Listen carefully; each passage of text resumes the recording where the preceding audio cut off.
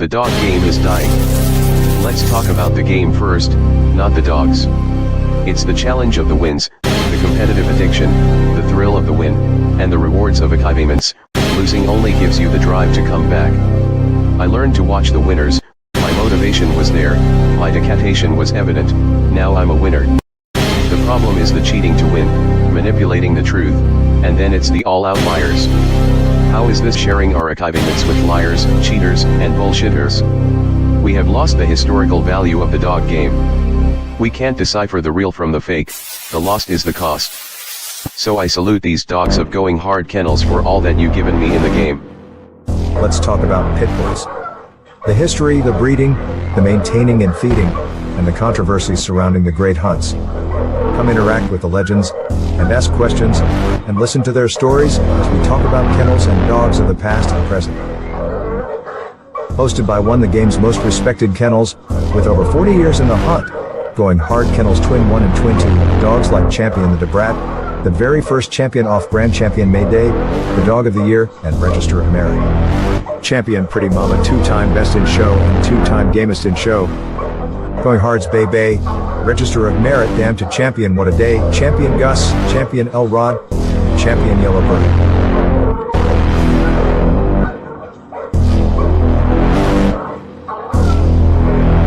So pull up a seat, and let's talk dogs.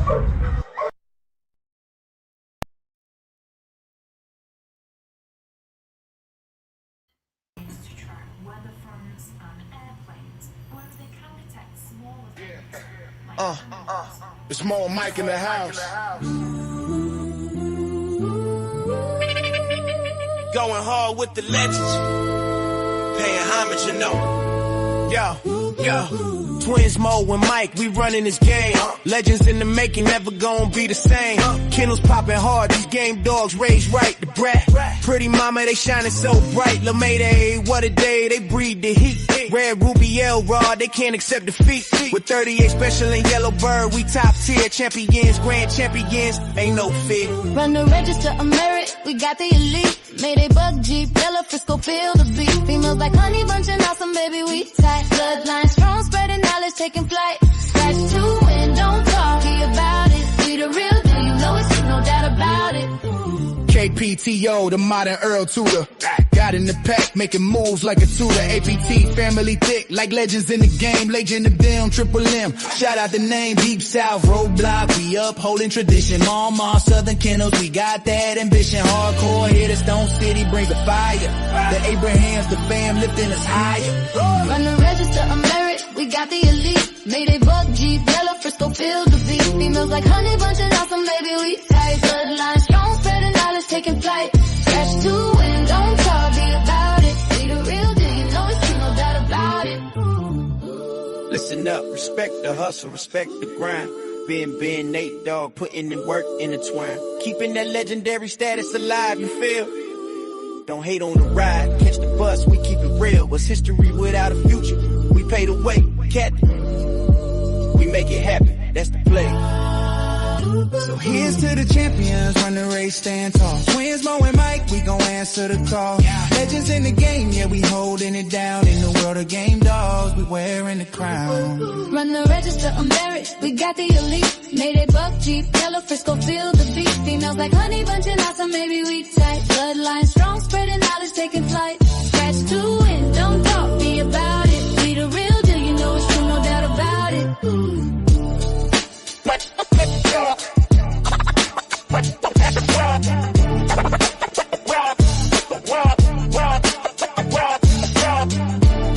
Shout out to Ohio Cash, the man with the plan, Rastaman Boom, Schoolboy, aka the. There's levels to this game. Develop your game. Develop your game. Develop your game. Develop your game. Rob, rob, rob, rob.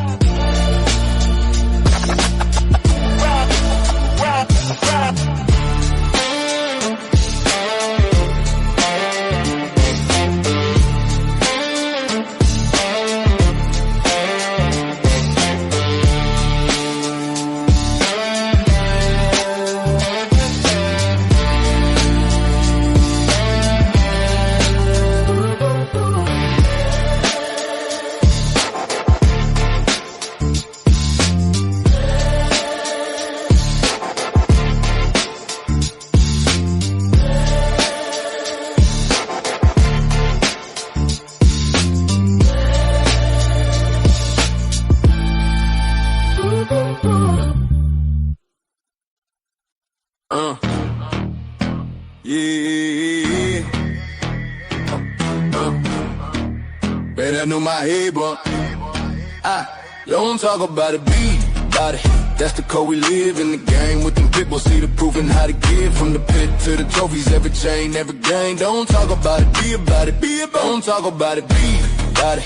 That's the code we live in the game with them pit bulls. See the proof and how to give from the pit to the trophies. Every chain, every game. Don't talk about it, be about it, be about it. Most wanted kennels in the spotlight, danger alert, come with the name. Super kennels competition, all built for the fame. Work kennels was the work and work, while Cherokee kept the game strong. Evolution built a bloodline, where the heart come from. These dogs ain't hype, they the truth in the pit. Every pedigree stamp, when them paws hit the street. Ain't no fairy tales, this that real y'all grit. Don't talk about it, be about it. That's the pit bull script. Shout the brothers with the backbone thick. Veer brothers, color brothers, Bishop brothers legit. They don't talk about it, they be about it every day. Put the work in and y'all let the results say. Them boys on the rise, yeah, the circle stay tight. Plow boys, wall boys, Havana boys in the fight. Different flags, same ground, same fire, same spit. Don't talk about it, be about it. That's the litmus test. Legs in the doom, behind set tone. Locked tight, locked in, carved in stone. Church boys hold it with the pit bull gauge. Fruit colors on man, Sean B in the maze. Arsenal game bill, but your knife stay sharp. Only in America, walk them down, ram in the dark. DSK and Mad Ohio dog, pound by hard when they hit. Praise to the men who rock this shit. Don't talk about it, be about it. Yeah, they live it. Fat boy the legend, real buster, real strong. Southern bulldog, keep the bloodline long. Latin force pressure, sniper don't miss. Shaded day, shaded with a killer instinct. Twist, super night power, unit whole rank. Boot camp, click hitting like a Sherman tank. Little fine with the vision. Tennessee dog pound, got their eyes on the pit. All legendary, really the shit. Don't talk about it, be about it. Yeah, they built it brick by brick. Talk about it. Yeah, they built it brick by brick. Talk about it. Yeah, they built it brick by brick. Talk about it. Don't talk about it, be about it. Don't talk about it. That's the yard law, from the pups to the legends. Everybody stand tall. Every name on this track got a story that's lit. Don't talk about it, be about it.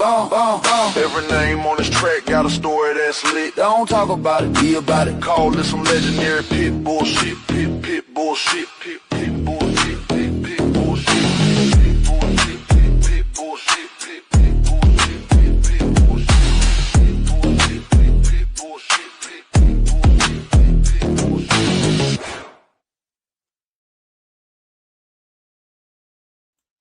What up? What up? What's up? Y'all know what time it is. It's Talk Shit Tuesday. What up, everybody out there in the Shark Tank? Big shout out to all my people out there on the back street. Y'all don't forget to hit that like button. Don't forget to hit that like button. And if you have not subscribe, don't forget to hit that subscribe button. Big shout out to all my people out there in the Shark Tank. Let me see who out there in the tank tonight. Big shout out to my man, Mr. Garland McGett in the house. What up, fam? My man showing that love early. Mr. Paul Johnson. What up, fam? Let's see what else I got here. Outlaw Texas Kennels in the house representing Texas. What up, fam? What else I got? Show, my man, the insane honey badger. What up, fam? Woody Wood. Welcome to the Shark Tank, fam. I see ya. Big shout out to my man, Mr. Corey Jones in the house. What up? Bam! I got to get my man his hardware. Woody, I'm going to take care of that hardware, fam. Let me get through this part right here. Welcome to the Shark Tank. Y'all give a big shout out to my man, Woody Wood, 817 in the house. What up, fam? Big shout out to long time supporter, my man, Mr. Guy Ghostin, coming in, showing the love, getting this party started all right with a 10-piece, showing that mad love. as usual. What up, fam? The incomparable. Bite down and shake that like button. The one, the only Double M test pose in the hills. What up, fam? Big shout out to my man, Maynard King. What up, though? What's I got down here? Big shout out to Showtime Kennels. What up, fam? SBC Kennels in the house. What up, fam? Hey, SBC, I hear you, fam. SBC said AI is nuts. They just don't know what they done did, though. They don't know what they done did.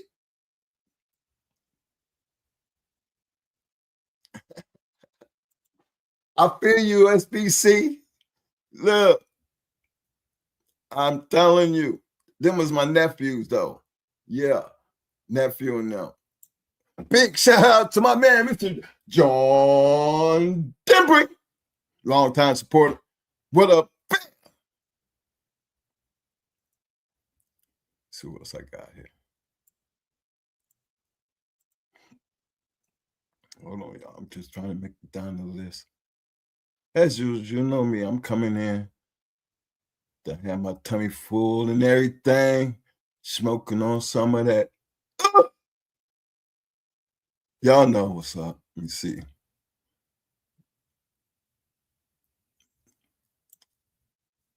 Uh-oh, I got another one. John Doe in the house, representing South Carolina in the house.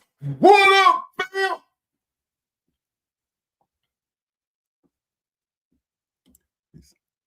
I'll take care of you too, fam. Talking Sport TV. What up, fam? I seen you. Yo, got to stop and give my man mad love. Another one of them longtime supporters. The incomparable Mr. Aaron Jackson. What up, fam? Coming in, kicking the door down, showing that mad love with a 10-piece. Hey, fellas, look, from the heart, man, from the heart. And I always say this because when people do it, I just got to let you know. I wouldn't care if it was 99 cents. Anytime somebody do shit like that, you can't help but appreciate it because they don't have to do that, but they do, you know? So come on. Y'all show them people that love because they doing things that some of y'all don't do, but there's a lot of people who do it. And out of respect to them, hey, man, they one of the reasons why we keep doing what we doing. So y'all just give a little bit of love and shout outs to the people who do stand up and represent because you know they're doing it from their heart. I really appreciate that.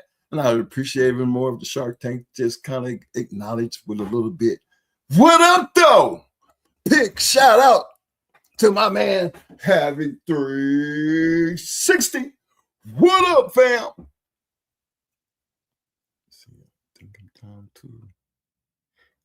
I think I'm almost caught up. Let me see. Big shout out to my man, the legendary Mr. Will Turner. What up, fam?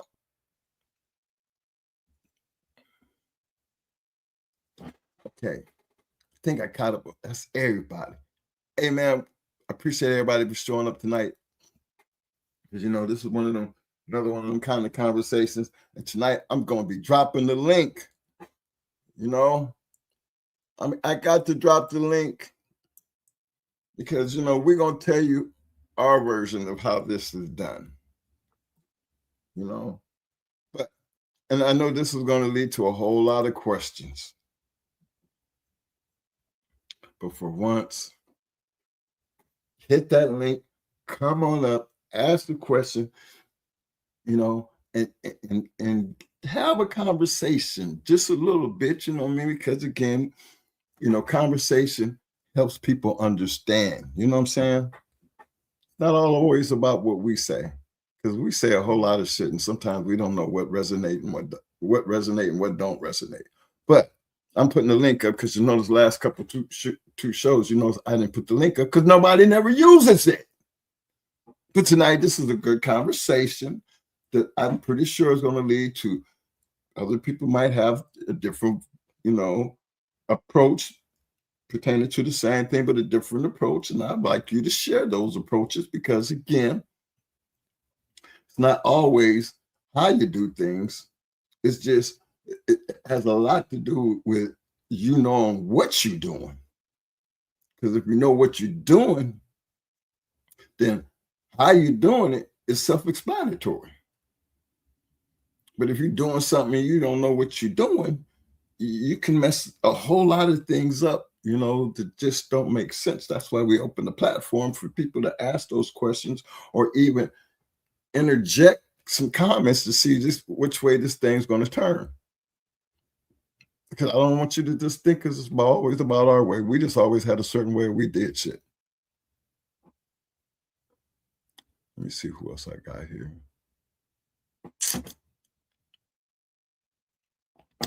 Big shout out to my man, Mr. Earl Latham. What up, fam? I seen you. So,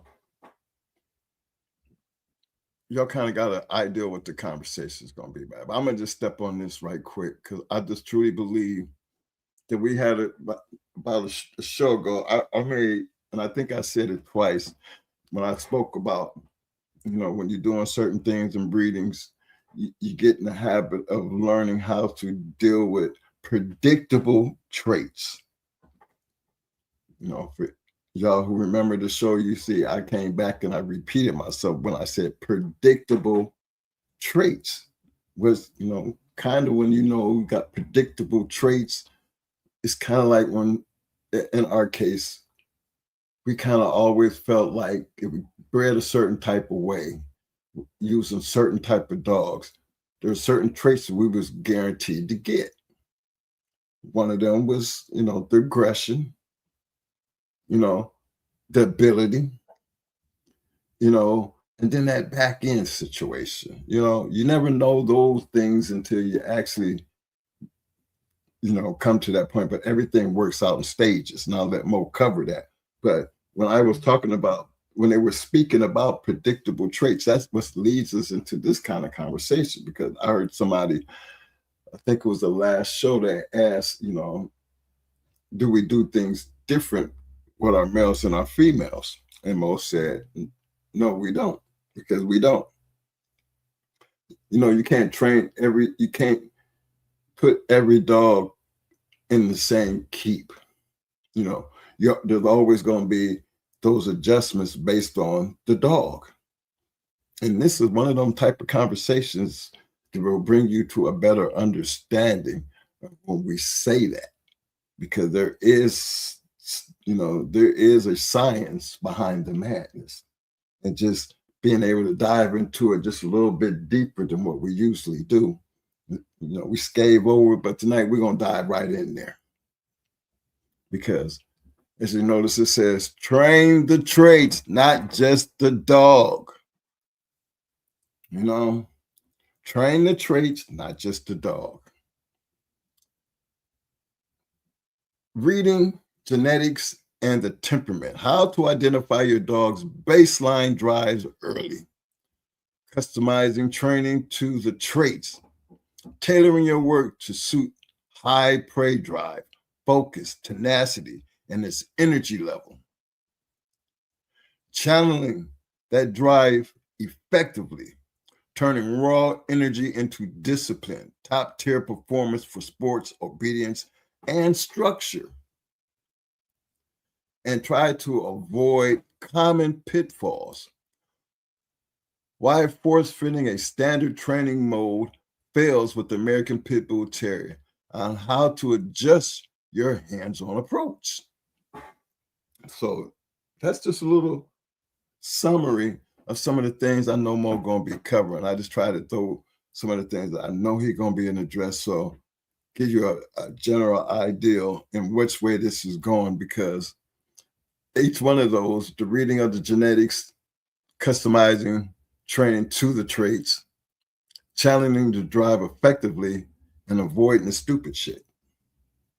Those things are all important in making a decision when you start dealing with these dogs in the first place, because we always tell you, you got to have some type of plan, to, a blueprint, a foundation with a blueprint. All these things are part of your blueprint when you pick it up and start analyzing it. And I think we don't put enough emphasis on, the training of the traits, because we're actually training the damn dog based off the traits eventually. And you're going to understand why that comes and becomes important, because the simple things like, that high prey drive, believe it or not, it did say it's challenging that drive effectively when you think about obedience. Now, you've heard us say this plenty of times, and most people who knew us at the time would tell you that Mo could point and make his dogs do things, and could talk to them, and they would listen to him. To me, that's a training process. Dog didn't learn that on his own. Maybe he was just done it so much and competitive, and was consistent with it, that it became a part of the regimen. So some people might look at that different, but for me, remember, we train dogs. We train guard dogs. We train dogs, period. A dog can be trained to do whatever you want it to do. You just got to be smart enough to get him to do it. Training is not a very easy task, but because there are certain things that is automatic. You have to be consistent. And when I say consistent, I mean, you have to be to the point to where you can't give up before the dog. Because some people, that's the hard thing about training. People will give up. Once you give up, and the dog realizes he can get you to do whatever he want to do by keep doing the bad things or just doing what he want to do, because you keep giving up, he's going to do that. And at times that you just don't want him to do that. So that's something that you just don't never want him to get started. And that's just a part of training, period. God, whatever you're doing with your dog, how are you doing it? That's one of the things you just don't want to happen, because you have to always be in control of your animal. He should never be doing anything that should surprise you. Everything that he does, you should be accustomed to seeing. Why? Because you have trained and you have done this plenty of times to where it should be consistently noticeable that y'all have a relationship. So how do you get to that point? Well, that's what we're going to be trying to talk about tonight. Hey, Mo, you out there? I want to get over here and start handing out this hardware right quick. And I got to walk away from this where I am. You there? Mo. Let me see here. I got to get over here to the thing. Hey, Mo. Yeah. You need to hold this. I hear an echo. I hear myself. Hold on, let me see something. You got something on. Oh, yeah. That better? Let me see. Yeah. I can still hear myself. Well, ain't on my end. Well, I hear it loud as hell. Hey, everybody, give me a thumbs up if y'all can still hear me repeat myself.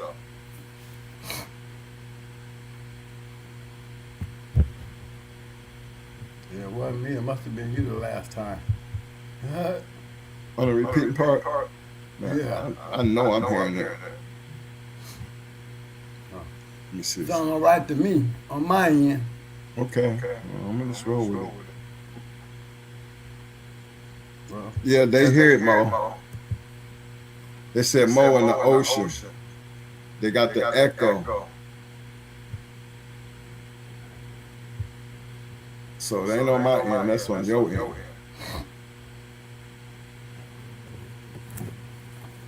Maybe you might need to turn your sound down.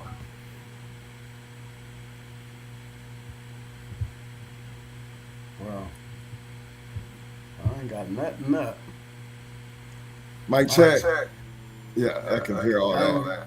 I don't even have my mic in or my earphones in. It's just straight off the Yep. computer. Can you read that?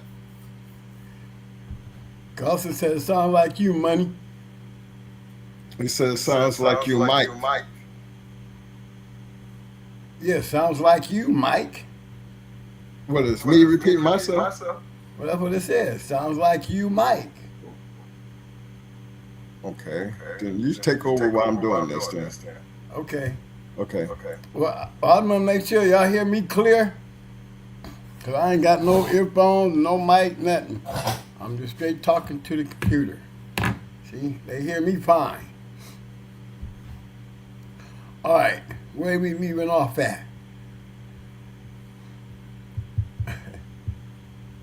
Yep, mic on repeat. You good, Mo? See, they can hear me. All right, fellas, let's get into this thing. First of all,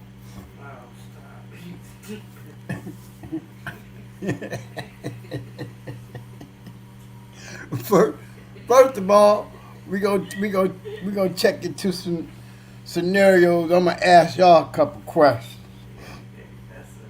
Okay, just a couple questions.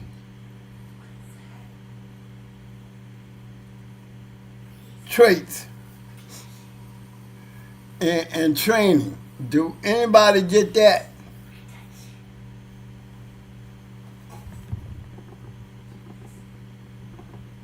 I want to know. Can anybody in here relate with me when it comes to traits and training? You know, I'm gonna give y'all a minute to give me to catch up and get some answers.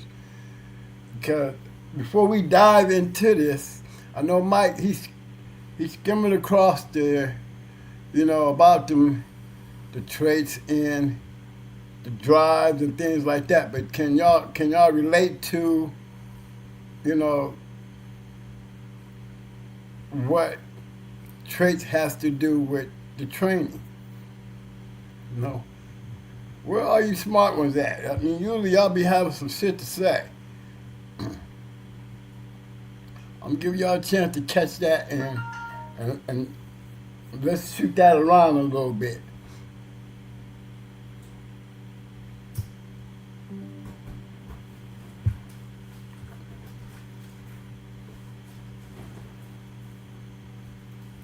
Nope, I don't get it. What should I do? Okay, hold on. That's a good. Well, at least you're answering me. You know, traits and training. I see you.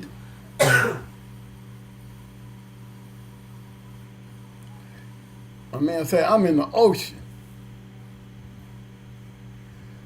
I don't know why we got Garland with some condolences, but I'm going to join in with you, John Debris. My condolences to Garland. I don't know what's going on, Garland, but I caught it on the back end, so, you know, I'm swinging in. My condolences, my friend, and thank you for coming out. Hope blessings is with you, fam, because mine are.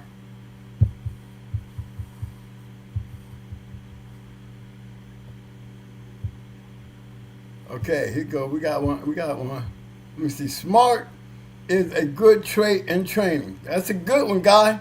Yes. John Johnson. Let me put guys up there. Smart is a good trait in training. Yes, it is. John Johnson said traits comes in different forms. You have to study behavior in your animals. Killer, you know?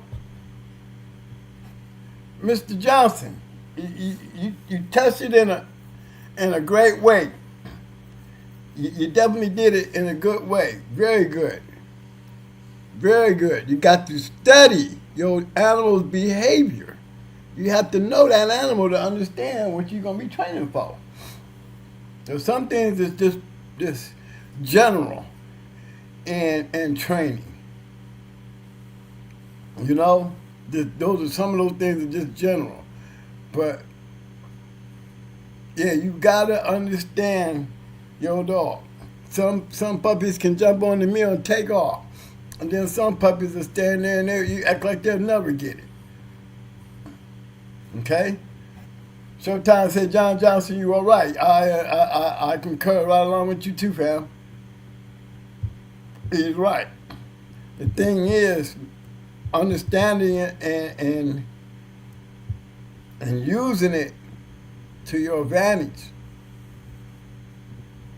You know, you just can't be that guy out there feeding your dogs every day and not doing nothing with them, and then, you know, all of a sudden y'all got a relationship based on traits. If dog got traits, he gonna use what he got in him. If you see the trait at work, like his daddy or his lion, the dog has traits of doing this or doing that or doing this or behaving this way or even looking a certain way. You know what I mean? When you go looking for traits, you relate to the traits. If they're being genetically passed down, then you will see them. Well, hey, this dog might have a trait that is not known or common in the line that he's in, but he has the trait. So there's a possibility there's something that is not normal or known to be in his line. You know, here he is with something totally different, and it's not something normally in the line. Then that's a trait that may show up. My thing is, take that trait, if it's something pertaining to performance, you build that trait like almost like you're taking a trait and you just manipulating it into being an even stronger trait by manipulating the dog's action to use that in his drive. You know what I mean? You know, like some dogs, you know how you see them, you be playing with them, and they hit shit with so much aggression, and then you know, me, I like to see my dog get in there and hit something with some aggression, and dig in and shake, snatch. You know what I'm saying? I mean, I don't mind the tug of war, but I like to see them initial hits come in there with some real strong hit shake shit. I don't mind the tug of war, but I gotta feel the punch and I gotta feel the snatch that you didn't grab, you know, and punch it good. I don't want you to grab it and the first thing you start doing is pedaling backwards. No. That's why you always try to do bite work with your dog tied to something that has a back wall where they can't back away. And that'll keep you from being caught in that cycle of giving him the bite bar and having that thing of trying to pull it or snatch it to get that, you know, reaction, or trying to get him to get his whole mouth on there, you know. You know, it's a thing that you have to learn before you go try to teach your dog. You have to understand, you know. There's another one. Dogs are born with their certain traits, but you can't add to it by training. You can enhance it, which is definitely right, Mr. Jackson. You can enhance that trait. Yep, you can enhance it, especially if he's a smart dog. Because remember, dogs, where they fight at, you know, in my time, you know, this is how I see it.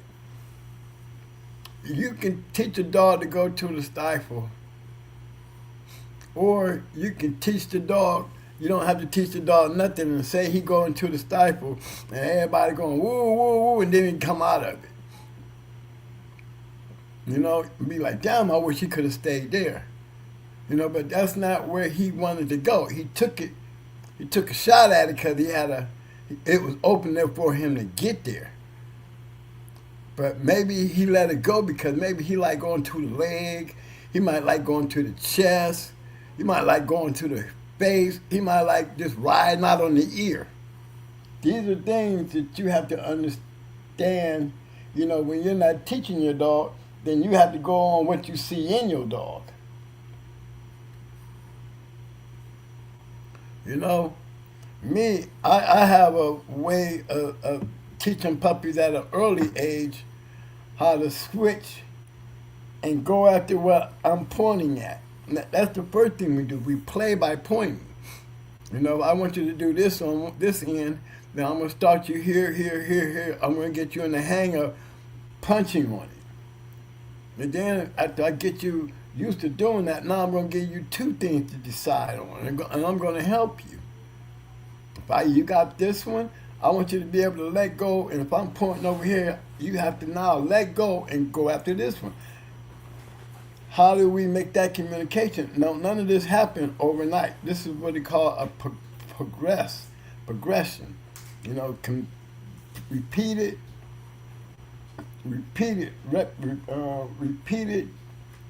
You know, these exercises will only start making the dog feel a lot more comfortable where he has that understanding and communication with you. You know, me, I do it like when I be training the guard dogs to sniff out shit. You know, the first thing I want them to do is realize to be able to walk up and put your nose somewhere that I'm pointing. I don't need you to do nothing but walk up there and put your nose there just because I pointed there. That's the first thing. And this is what we do.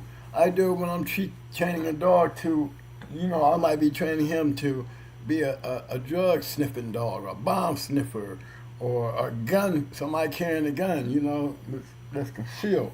He'll let me know. That kind of stuff. The whole trick of that was, the first thing I want to do is be able to point. See, I got a container there. I want to point, and I want him to put just stick his nose down there and see what I'm pointing at. And see, if he does that, usually I put a treat in there. I don't drop the treat in there. I had that treat in there just in point, because guess what he'll find there? Oh, there's a treat here. Okay? Get into the habit of just pointing. And as you point, he goes, he finds the treat. Okay? Now you know you're getting to the point now where you can get him and put two there. Same thing. Now I'm pointing at this one. He goes, there's a treat. What happens when I point at, now we got two there. Now what happens if I point at another one? See, that's going to be something totally new to him. But the situation is, he already knows I pointed this and I got this part down pat. Now he got another one. Maybe there's another one in there for me. So he's going to respond a lot quicker to understanding to check that one too. You know, you check that one too, and guess what he finds when he get there? That treat. So now you have two of them. I always say stay between the two a lot, where you know that you can point, you know what I mean, and he goes right to it. Start mixing them up. Point this one, he goes right to it.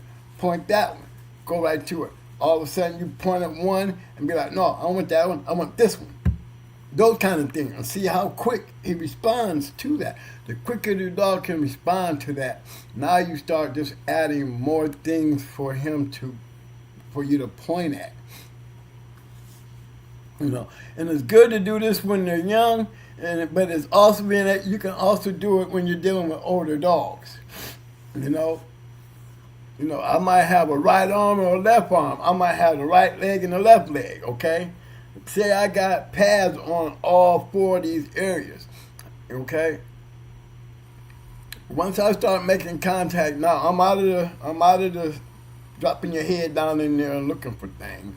You know what I'm saying?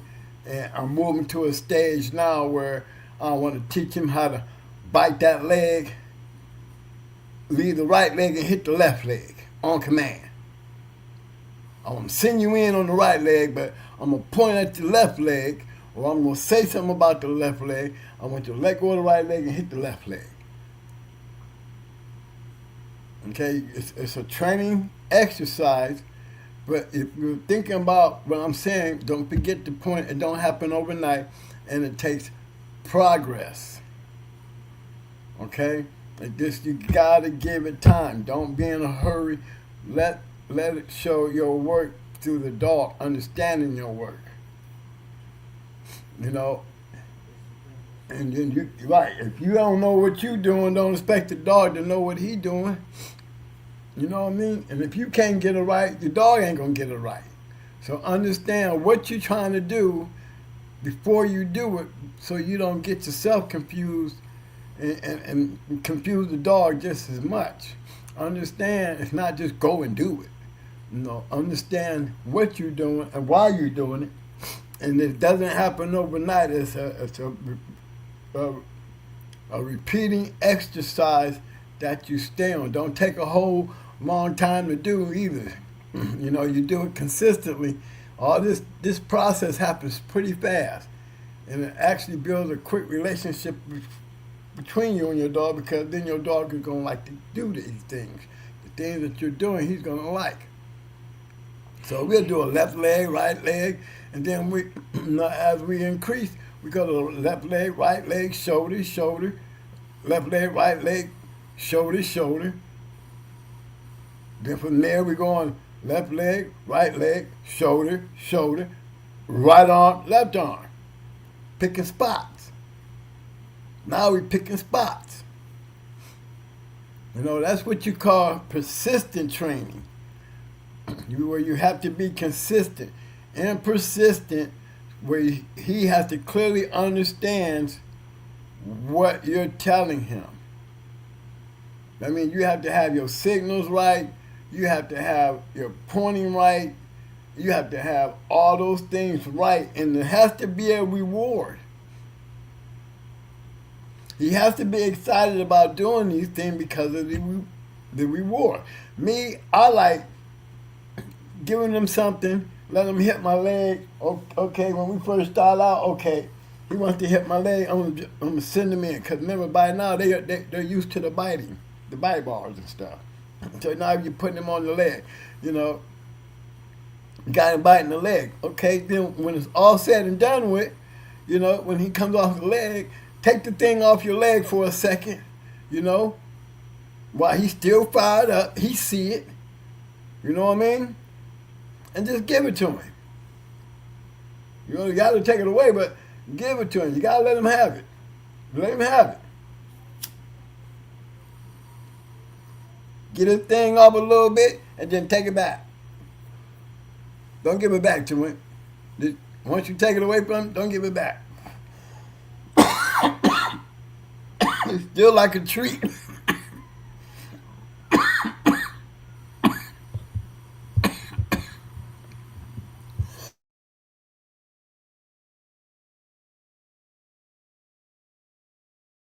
Man, put that shit down. That shit ain't good for you, man. Yeah. I mean, especially when I'm in the motion. I mean, that's just like with the treat. You know, you only putting but one treat in there. It's not like you're putting a pan of dog food in there. So you just, that one treat, once it's gone, it's gone. You got to look for the next one. Same thing with the hitting. You know, when you come off the sleeve, that's what's keeping them excited, is hitting that material. So don't hurt to give it to them. See, we're not teaching them how to bite legs or arms. You know, we're teaching them how to bite where I point. Remember, guard dogs, we do that procedure there the same way we would do a pit about pointing and pointing. The only difference is when we go to switching up with the dog, they don't see no more sleeve. They don't see no more pads, you know, because we're not trying to train them to get used to biting the sleeves. You know, those are exercises for safety. Now, when you start covering them sleeves up, now they're not there out there in the opening where the dogs can see them. Now you got to teach them how to point, and there ain't no sleeve there now. Now you know they send a pants leg, or or a shirt, t-shirt. I mean, not a t-shirt, but a long sleeve shirt or a jacket. Okay. Pit bulls do the same thing. But the thing is, they only gonna bite where they're comfortable about biting. They can bite you all over the place, but if they want to bite you on their ear, on the ear, you know what I'm saying? That might be a trait that he's just gonna be stuck on. That he likes riding the head, even though he has his leg or shoulder or chest. You know, where he want to be is where he gonna go. You know, so you know you're training and you're teaching. But at the same time, you know, as he gets older, you really take him into that next level, you're going to find out where he wants to go or where he likes to go compared to where you tell him to go. But it's a beautiful thing when you can do them both. A beautiful thing when they want to work with you. Because sometimes they need you, even when they think they don't. You know, I'll show you how to I'll point one out of a bad situation into a good situation, because they get confused. They might be in a situation where they're being held out in a certain way, and they can't figure it out. You gotta reassure him, don't panic. It's all good. We can stand here with that. Okay, don't panic because you can't get to him. You don't need to panic. You gotta be able to talk to him. Let him ride it out, because it'll change up. You know, I've seen shows where the dog get in a situation where he don't know what to do. And he spend more time twisting and wiggling and trying to get himself out of there because he's panicking, compared to one that puts that paw up, if it's on the ear, put the paw up and puts his body up in a situation where let him hold on to it, you know.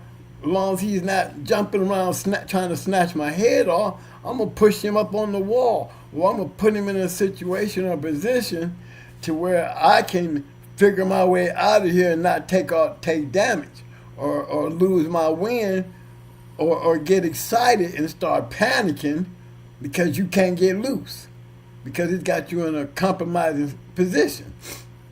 You know, these things are all part of the training and really training of traits, because you learn your dog's trait, then you build off of that.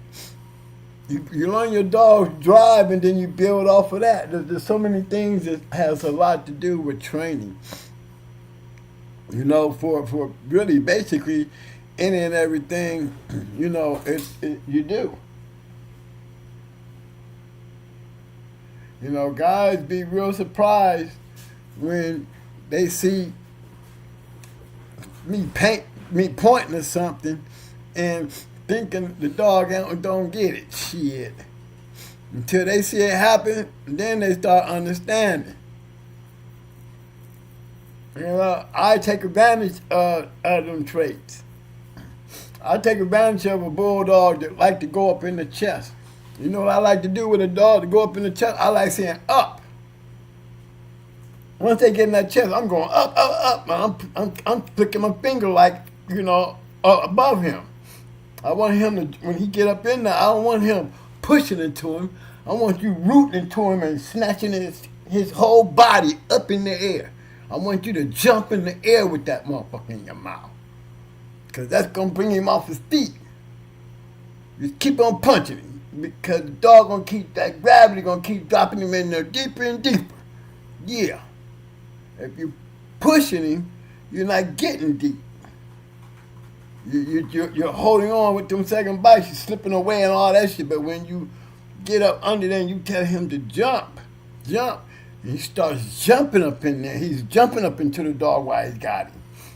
You know, just keep jumping up in there. I want you to root up in there. Just keep jumping, get up in there. Just keep popping the butt to get them off their feet. Yes, sir. You know, I get excited. You know, that's one of those things that you learn in your training.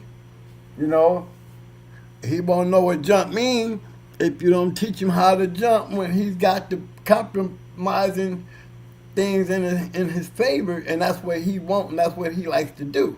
It's not, remember I said I'm not a fan of the tug-of-war shit? Because I'm not. What do a tug-of-war do?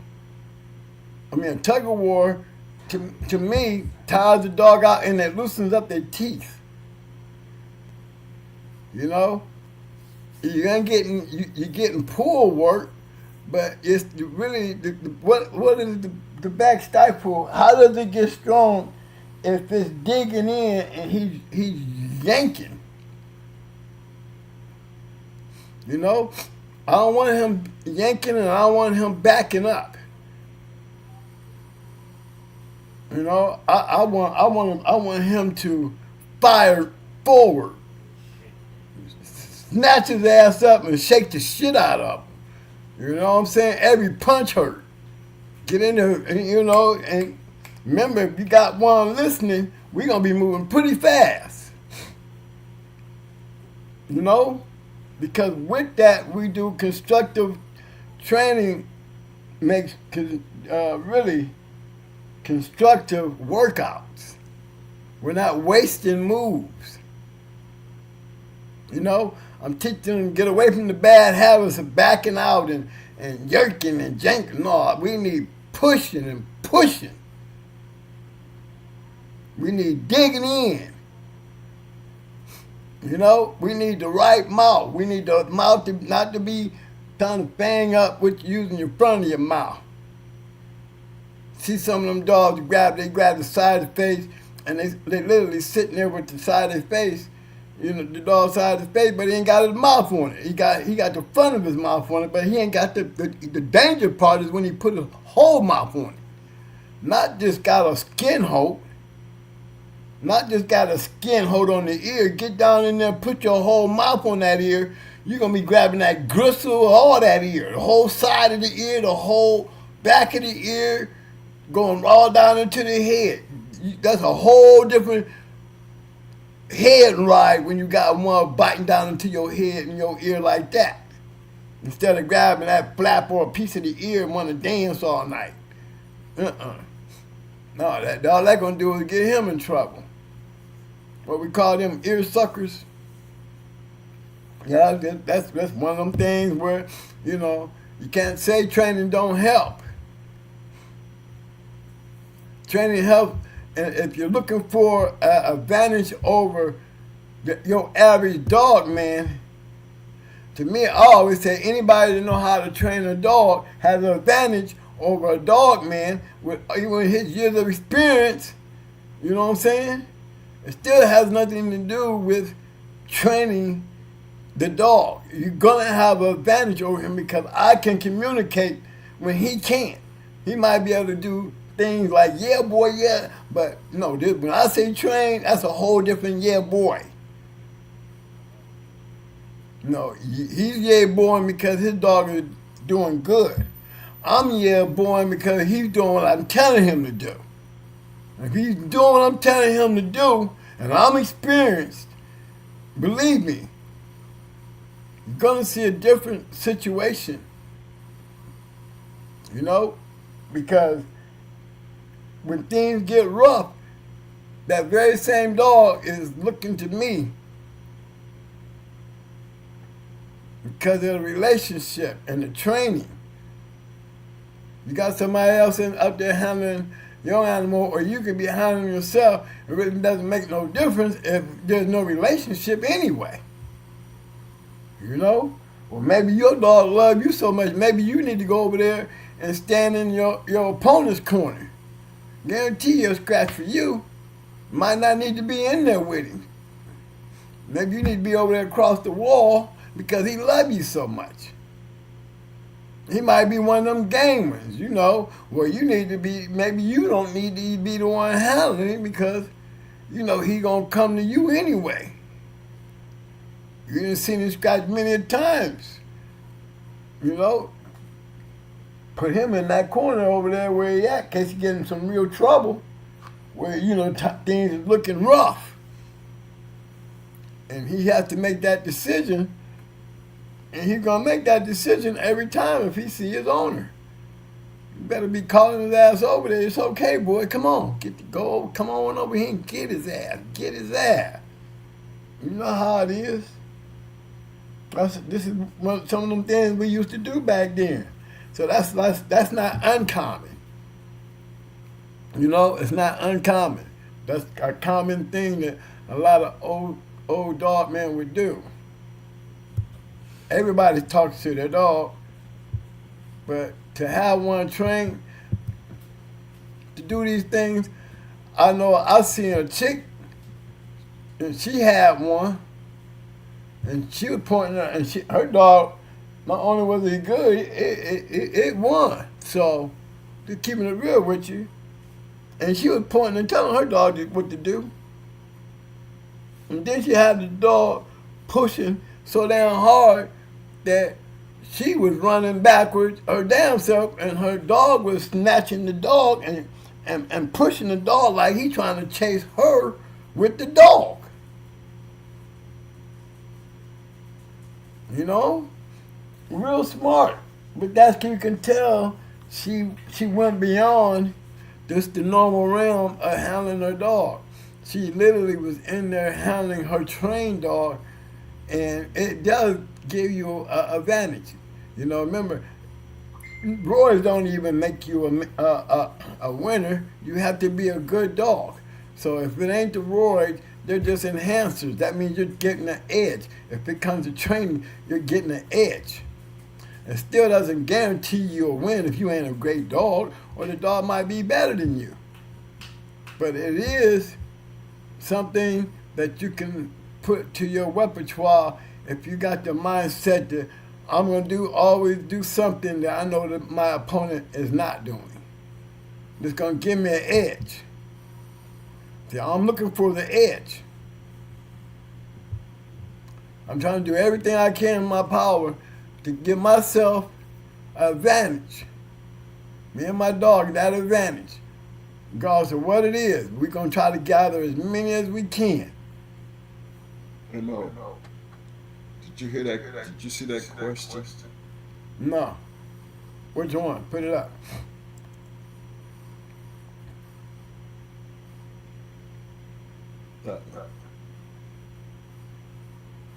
It actually came from my boy Talk. Talking some Yeah. TV. I mean, Said, do you shoot, trust man, them? you start that shit out soon, you take them away from their mama. I take my dog away from their mama at 3 weeks old. And I start putting them on that goat milk and that probiotic oatmeal, Google probiotic oatmeal with a little damn kibble. And I started off with a lot of, a little watery, like, make the transformation from, the milk to a little food with, they can soak in there with the oatmeal, and just keep making the oatmeal thicker. Make it thicker. Now you're adding kibbles, and you're mixing it, and it's starting to soak up in that goat's milk. You're gonna have some nice fat ass pups. But like 4 or 5 weeks, we got the hide on in the yard. The hide is running around the yard. Yeah, the hide. That's the first chance they get to when they can. Now they got feet under their ass. Their eyes is open. They done went a whole week on this new transformation. They nice and feeling good.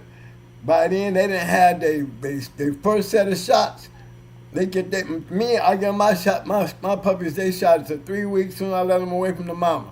Because I don't like no puppies sucking on their mama, on my dog that damn long, because I can take better care of them than their mama. They shitting out bigger shit, and the mama's still up there eating dog shit. I can't do all that. See, chances of your bitch getting mastitis or your puppies catching infections and shit like that, even though you can be doing everything perfect, me, I say get them off the bitch by the time they're 3 weeks.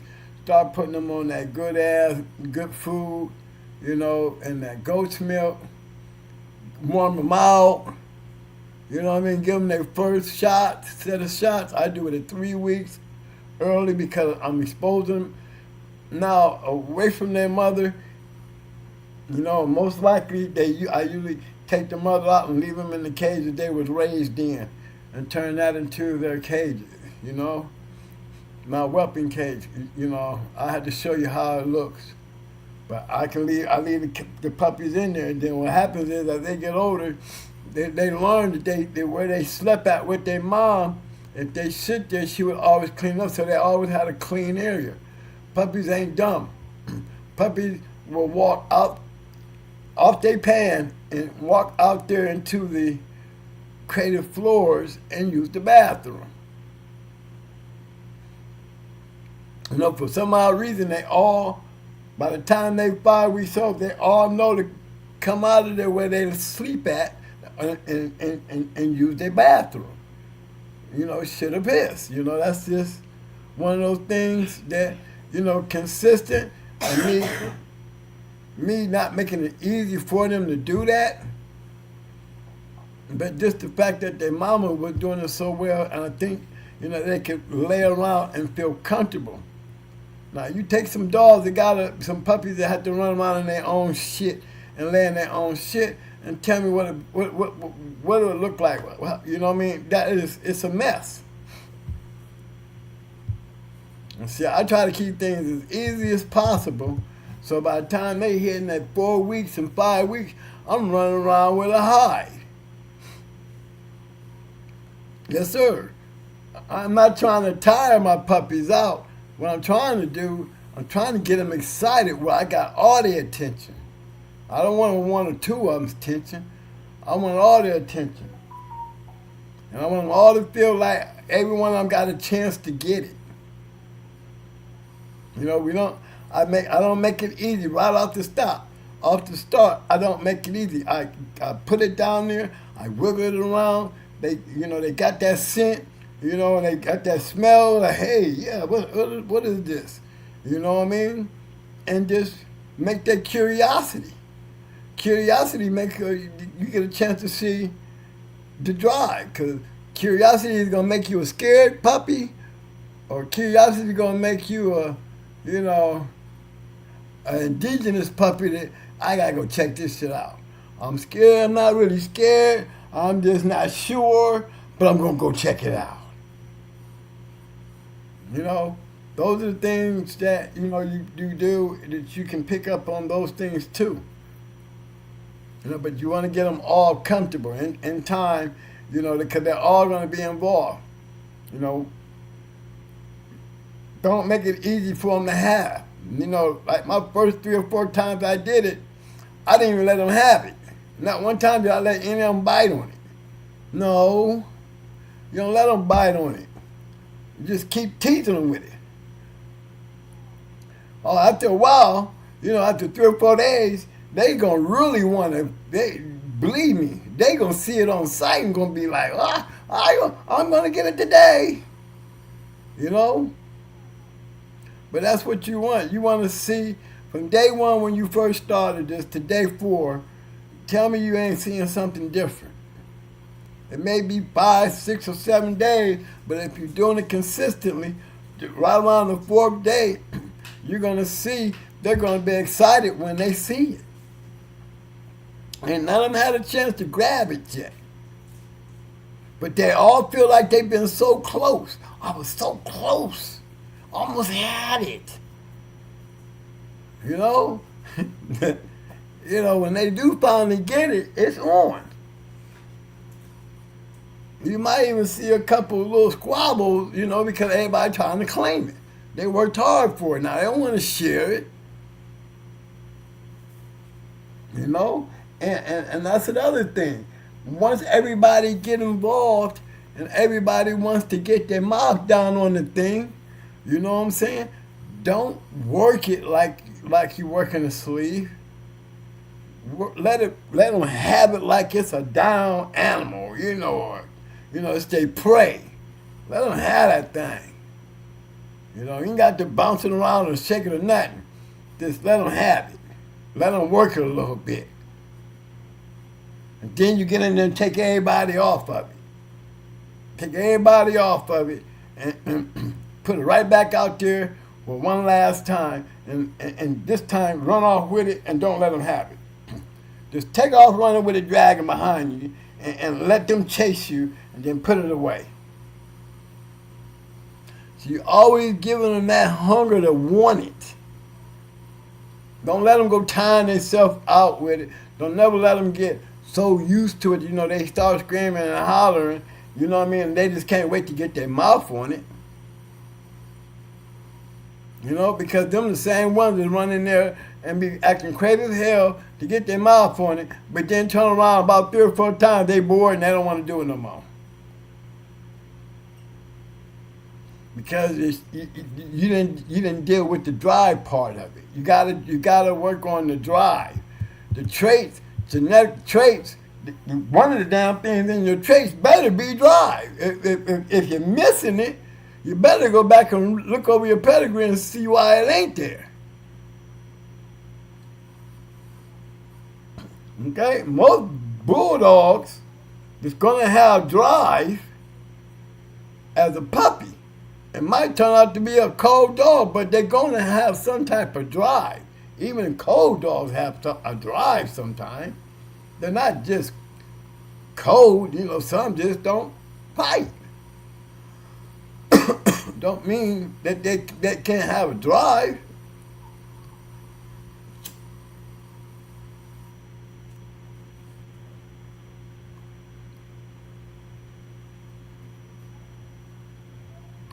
My man said, you ever seen a handler command his dog to make a turn to get a referee to call a turn?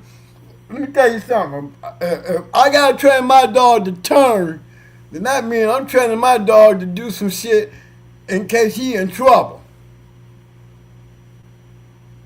Okay? He must be, because most of the time when a person is looking for a dog to turn so they can get a handler, your ass is in some trouble. And I ain't got no need to be hoping for a turn if I ain't getting my ass kicked. If I'm the ass kicker, then I'm not going to be, no need to be teaching him how to turn. You know, it sounds crazy, but only dogs that I tell you can do that is them game dogs that ain't got a lot of talent. But their game is hell. You know, I can see me training one to turn on command, so we can get the scratching started. Now and then after that, it's going to be all in a matter of handles after that. You know, some guys be in a situation where they got the dog quitting and they can't get their dog, you know, they can't get the handle on the dog. And the referee ain't called a turn on either dog yet. You know, I can see where it come in handy. Somebody get one of these dogs to turn. Because for some odd reason, this match ain't going too farther than where it's at. So y'all need something to happen so y'all can get some handles on your shit, you know?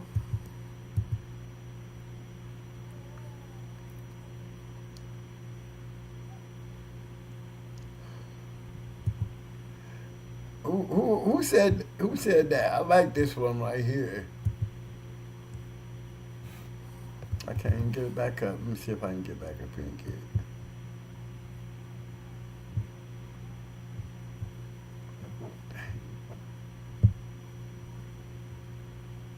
I'm almost there. Yeah.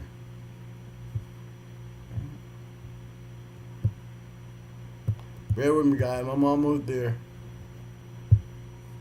I'm trying to get this comment up. Mike, you there? Yeah. Yeah, okay, it was small time. Small time.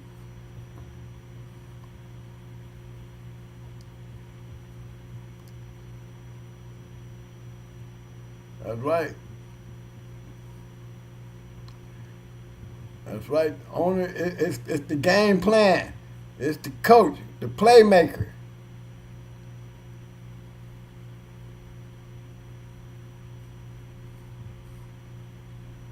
Mm-hmm. But yeah, I'm trying to go on through these things. Okay, guys, I'm trying to catch up with the chats, okay? Some vets don't take puppies until they're 12 to 16 weeks. Yeah, but you know why we take our puppies and have to go forward and do the things that I do with mine? One, because if the mama, I want to have several other litters. So I'm not going to get a whole bunch of wear and tear with puppies sucking her down till she's skin and bones. Takes too long to get them back to being healthy. Two, they're too susceptible of catching mastitis because of the area. You know, dogs catch mastitis because of not, you know, regardless of how much you do, you know, it's just never enough. Shit happens. You think you're going to be trying to maintain the cleanest shit. Dealing with puppies and a female, you know, mama takes care of everything. So as long as you keep what mama trying to take care of clean, remember she has to lay on that with her titties, where the puppies is eating from her titties. So, and they all lay in that one little spot there. So while she's licking up piss and eating up shit, you know what I'm saying? Ain't nobody, if you ain't coming, if they're not in a place where you can clean it and give her that extra clean and keeping her clean, then you skeptical of having sick puppies sooner or later. You know, the most popular thing is mastitis on the bitch and coccidia on the puppies. Well, those are two major things that show up. And coccidia plays a big part because 9 times out of 10, coccidia is related to hookworms. Worms, dog got worms. Mama had worms. So you're pretty sure she's passing milk. Maybe that's how the puppies got the worms. Without your microscope, everything else is a guess. Ain't nobody running around here worming their dogs 2 and 3 times to make sure their dog ain't got no worms, unless you got a microscope and you still getting positive indications that your dog got hookworms. You know, just don't assume the first treatment is going to take is the all it. Coccidia comes from, you know, really dirty area, and you might keep it clean as fuck. And most of the time, it ain't your fault. But it's because you don't go all in and understand that, first of all, the bitch need to be put on something, you know, that she can lick to keep her puppies clean. You always see them licking the puppies. And then remember, where she licking them at? Right there where she lay, with the titties and all, and where the puppies eat. So when they ain't on the titty, them titties is plop wherever she's licking up shit at. Because nobody else is coming behind there cleaning that shit, because most of the time it's wood. Or you got them on straw. I mean, that's the most, I can't see how, I just can't see, you know, most people, if you ain't got your puppies laying on a flat surface, you know, and you got them all on hay and straw and all that stuff, you know, it's hard. How mama gonna clean unless she's literally licking the puppies and making them shit and piss? What about those that she don't? Because, you know what I'm saying? I've seen her make puppies lick their ass and make them piss and shit. But I also seen puppies shit around in the cage, and she'll go around and clean that up, lick it up. But it's probably kind of hard to do if you got them on shavings and shit like that. And newspaper where, you know, she has to lick the ink off a newspaper and all the other shit that comes with it. You know? I mean, I always say you put them on a plastic pan or something soft, an area where she can lick and clean, and then there's something that you can go and wipe down. Because, you know, I believe in wiping down my plastic floors, and I believe in washing my female's titties at least once a day with some old Banadine scrub them up, wash it off real good, and dry that shit. Make sure them titties is all right. Looking for warm and hot spots on the tits. You know, you find a little warm, hot spot, you know, that means your dog is going to have mastitis. The hot spot going to keep on getting more infected. You got to cut the puppies off the shit. You know, they can't be drinking that milk. And you got to address it. And sometimes you got to take that scalpel and open that mug up to get that pressure off of there, or it's going to get hard. You don't want it to get hard. You're going to see the red. Once you identify the red, you got to open that up. Or it's going to open up itself, and that's going to, when it's popping, to tear up a titty. But you don't have these issues if you just know how to, you know, everybody have their way of raising dogs. You know?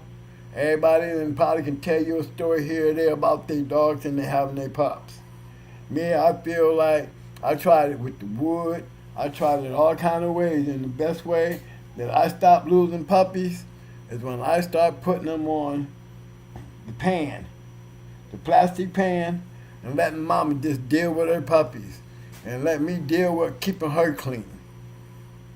I had to deal with the puppy. All I got to do is move her out to clean her up and wash them titties off and move those puppies where I can, you know, I can clean my little plastic thing. I'm going to take it.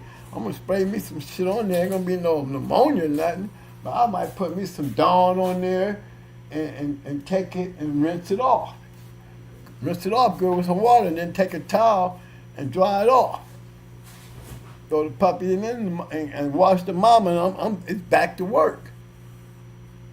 Because I want to have nice fat puppies, and I want the mama to be fat. I want to put them all on the right stuff. You know what I'm saying? So by the time they get to that age of 3 weeks, by the time they hit 4 weeks, you know, they're already going to be running around in their start. You're going to see their personality starting to pop up. At 4 weeks, I'm trying to fire everybody up. By then, they you know, all that whining and shit. No, we're gonna establish that mama ain't gonna be around.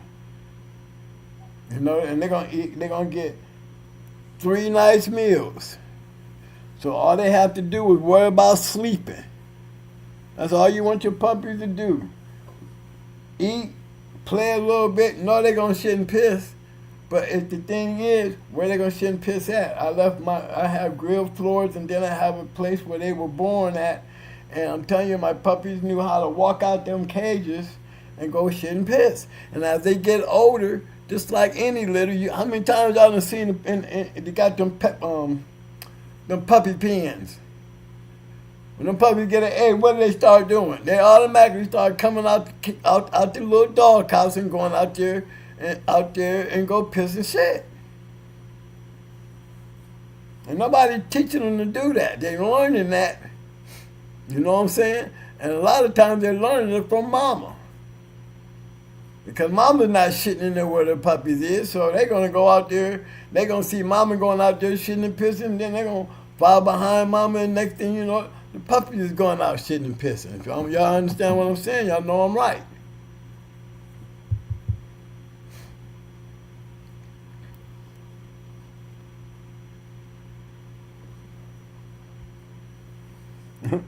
Somebody said, man, I'm just catching on the chat, y'all. I know I'm behind. But this one right here, I'm riding through. I got this. Ain't no true game dog gonna turn in the height of action. If he or she turns, it's usually because they're trying to find another hole or a way out of the damn box. That's a good one. Yeah. Somebody said, we got to reply back. Damn.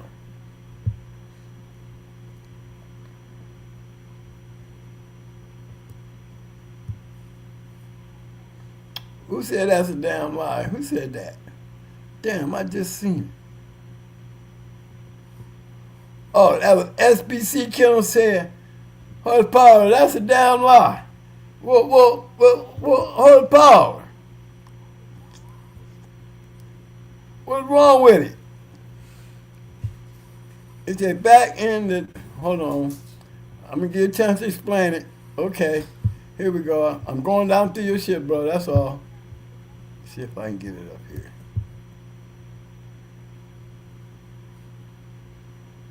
He said, back in the days, I seen dogs turn, then jump out your arms to scratch.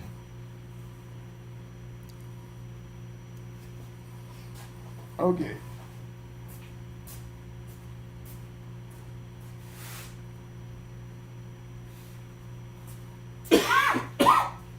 Well, that's one thing, SBC, you are very bad about. First of all, turning does not mean a dog turning does not mean that they all curves. I've seen some of the greatest dogs turn, and it didn't mean shit to them when it come down to scratching. So, you know, turn is just an activity that, you know, I personally, I don't like a dog to turn. I don't like to see one when it turn. If he was my shit, I think I'm trying to look at anytime anybody ever called a turn on me. That's the funny thing. I'm like, I ain't never had one that somebody called a turn. I had to start scratching. Can you remember one, Money? Shit. I ain't never had one of them. No. But I've seen them turn. Some turn just because they don't like what's going on. That don't mean they done fighting. I've seen them just not like that shit and be like turning. I don't like that. But get right back in the corner and have your ass turning and curling up for the night out. Turning is just a part of the game, like a foul in basketball. You know what I mean? It's really still a bad move, but, you know, it doesn't stop the game. It may put a pause in the game based on, you know, first turn start to scratching, and after that it don't even fucking matter. So it's not like a major thing once the scratching, you know, has commenced. But it's a funny thing when you join the match and you're dealing with dogs just repeatedly turning. It doesn't matter. Hey Mo, what about them Hank dogs and that turning trait? Well, shit. Remember, we were just talking about Stallone and them. When Spike beat Stallone, remember,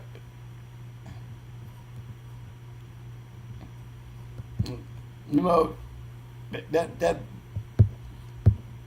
Kurt biting and shit can win fights, man, you know? Them dogs was, you know, that biting up on the motherfucking face, that's what killed Stallone. Stallone wasn't used to that shit. And Spike was, you know, he was one of them. But he like biting the face and snapping and shit. but that, you know, that was his plan. He's a turning ass dog. Y'all think that, you know, and both of them dogs was champion beaters. Both of them was champion beaters. Both of them had at least 2 or 3 champions under their belt that they beat. Both of them was famous dogs. Both of them could have been up for dog of the year. I think when them two went into each other, it was almost like a letdown. You know? You know, you got Bones, Vietnam Bones, and Taylor said a different story, said a different way, because he took, you know, he bought Stallone that after that. But then you have Joe, who was actually there that night. You know, you know, Joe said both of them was trash. You know, for them to be the great dogs that they were, you know how Detroit boys be acting. You know what I'm saying? They either gonna be picture perfect or they gonna see something wrong with it. Because Then that Detroit way, I didn't see too many dogs that turn and where we had to even make that an issue. Dogs started turning around and turning back and forth up there in the north. If he can win that way, he'll be a double grand champion in his damn self. But most times I've seen dogs that turn, they turn with almost like a style. They were gonna be, they'd be quick on their feet, and it could be a trait. It could be a trait because a lot of when the hang dogs, they was turning ass dogs. Me personally, how do you train a dog not to turn if you don't understand the purpose of why he's turning?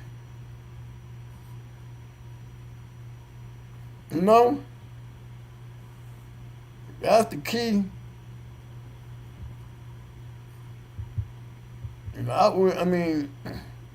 You don't even know if he's a turner until you see him go. So as a puppy, he might not become a turner if you pay attention and put the work in and know how to get the drive out of your puppies. That's probably why my Malinois was always, all of them was crazy. Because I started with them early. They ain't had no choice but to become up real aggressive and with that drive to eat anybody. Because of the time that I put in with them. That drive it plays a lot. See, it's not letting them have it. That's the fun of the game. The fun of the game to me, I like to see when I can give it to them. That makes me happy, so they can get that shit off, But prior to that, that's for me. But for them, the drive, the want it, that is always set to be hard. Nothing come easy. And it only gets harder the better you get. The more harder you got to work to get it. That's drive. That's how you take a bulldog's drive and nurture it and understand the traits of the dogs. If there's a certain trait in your dog that it came out of the line or his daddy or his mama, and you see it there, if it's a discouraging trait, you know what I'm saying? Address it. I don't know what it could be. Mayday dogs chewing on everything. I could never discourage Brat from chewing on trees, or chewing on a chain, or chewing on the concrete bowls. She's always biting something. I was never really thinking about training her to do anything but smash. It was like one of them kind of things of, I had a German Shepherd, that I ended up getting from some people. They couldn't have him no more because everybody had became afraid of him. His name was Bo. Bo would eat your ass up. But Bo, the only way you can catch Bo is at night with a camera. All I had to do was put a camera right there by the trash can.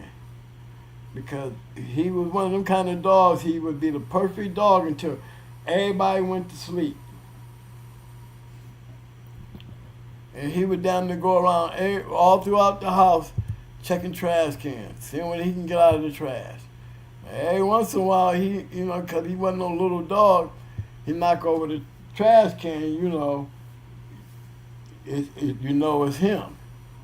Any other time, he could sneak his head down there and pick up something or grab something, and you won't know until the next day. You find it in another room some damn where that was just in the trash can. But I had to put a camera down to catch him in action. I had to start setting the booby traps up. Put the camera there,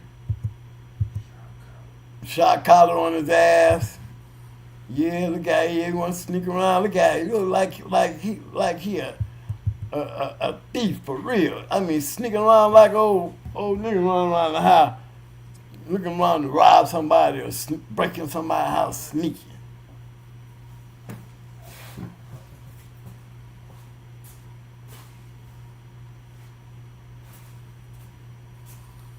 But yeah, I think traits play such a big part in all this, in the growth. 'Cause I think you can enhance a trait with training. You know what I'm saying?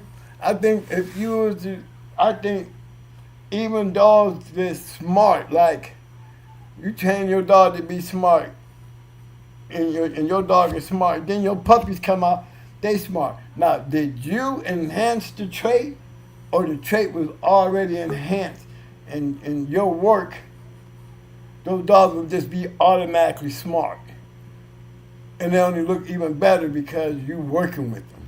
You know what I'm saying? Or did that trait because your puppies came out like that? You know what I'm saying? What up, Showtime?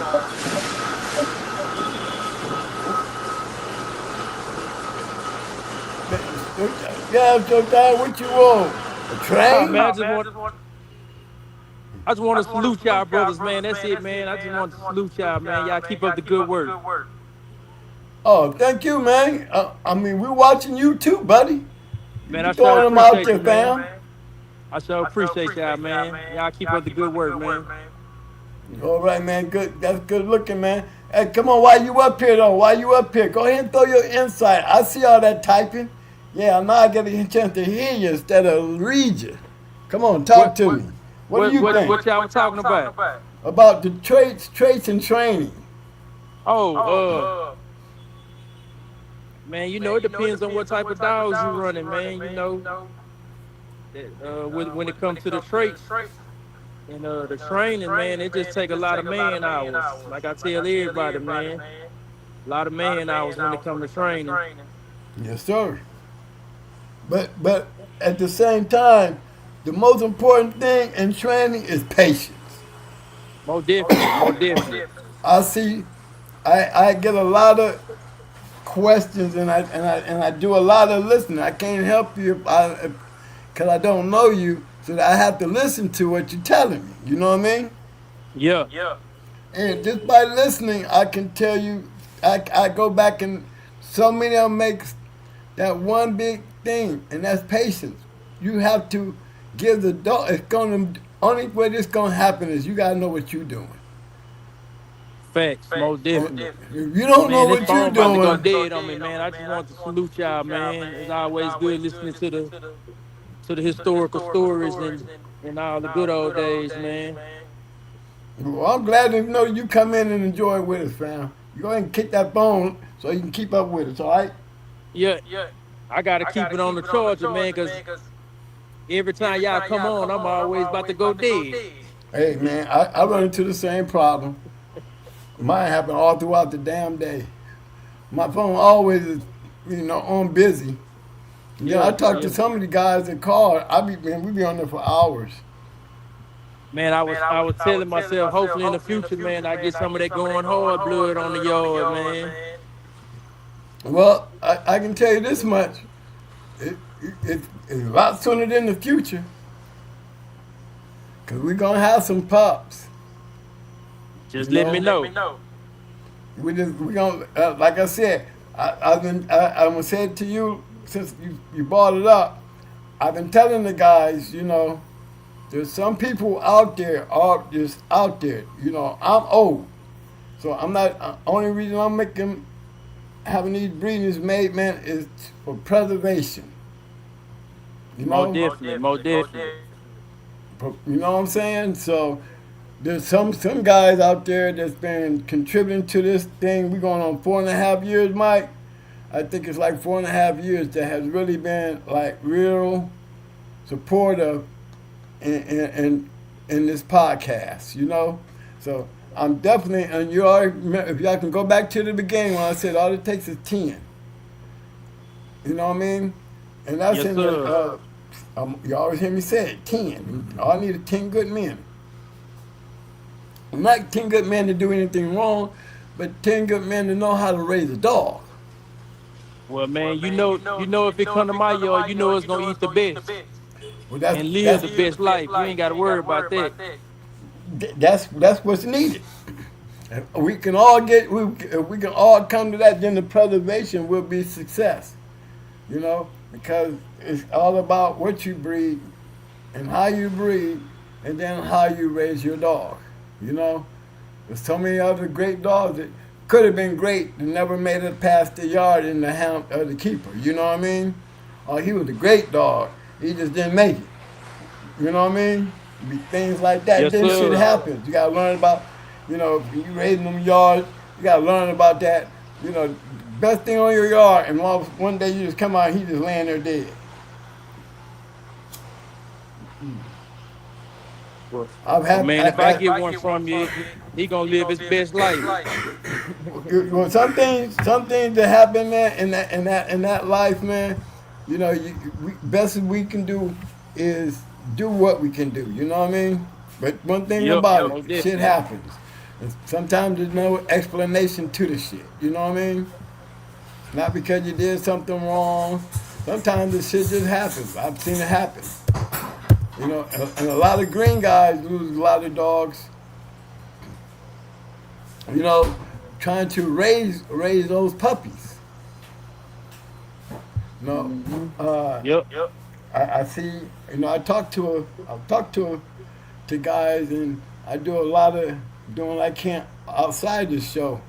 And I always try to tell them, y'all need to go back to the shows. A lot of y'all questions, gonna find them answers. If you do half of what I tell you, you'll be all right. But if you ain't really gonna make the big step, you're gonna be in the same position that where you're trying to learn now. You're not gonna get too much further if you don't take it all the way. You know what I mean? If I say get a fucking microscope, there's only one reason why I'm telling y'all to get a microscope. Because y'all spend more money, you know, worming your dog, whether your dog got worms or not. But then you can't figure out why you worming your dog still won't gain no weight. Well, how many times did you worm? I wormed him about 3 weeks ago. Okay. Did you check and see if he still had worms? No, I used this, it killed. But how do you know? You see what I'm saying? Yes, sir. Yes, sir. More definitely. Sometimes you be on bigger extremes when you're dealing with a situation that you got to do. Sometimes in certain medicines you got to do more than the old average, do every 3 days. You know, for 3 days straight. You know, sometimes it take you. When they say do it one time, you do it 3 or 4 days. Sometimes 5 days straight. You know what I mean? Yeah. So I try to put a little bit of deworm in my dog food at least once a week. The best way to save it all is to get a microscope. A microscope and learn how to go and check your dog's shit. That's the best way. Yeah, more definitely. There's so many other things. I even check my own shit sometimes. Hey, look here. It's better to see the shit and know exactly what it is and then to guess it. Yeah. But man, y'all go ahead, man, and finish the show, man. I'm about to go dead. Okay, man. Well, thanks for stopping in, man. Anytime, man. You got it, Showtime. All right. Yes, sir. Salute.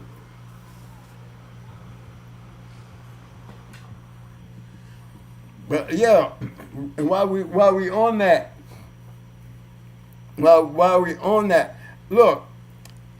Remember, I was talking about certain things when I'm telling y'all about taking traits and using them, and teaching dogs things at an early age.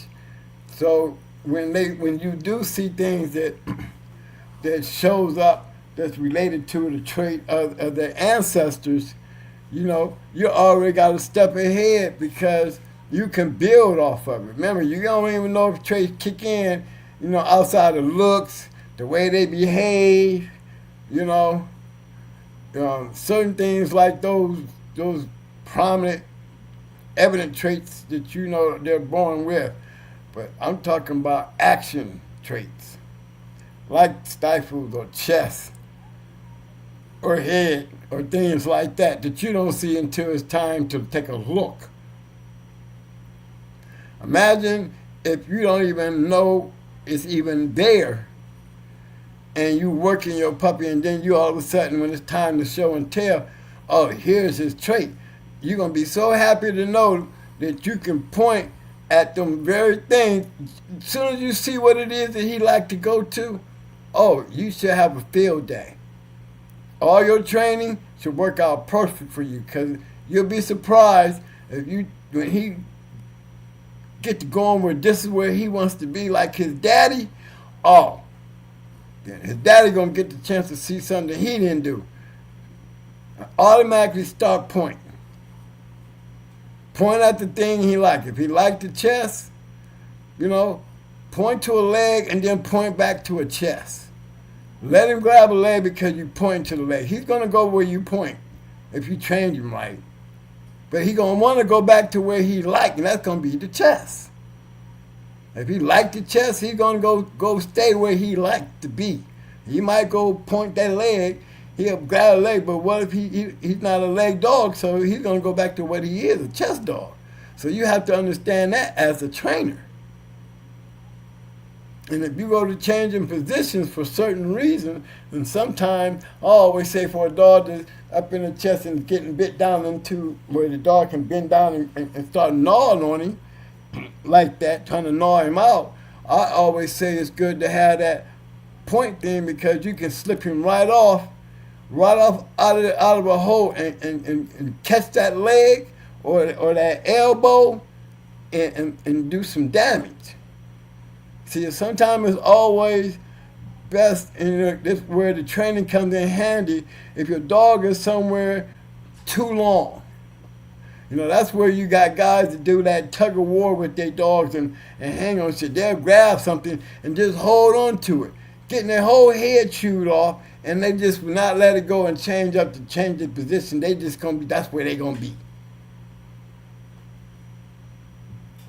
You see what I'm saying? There's a difference there.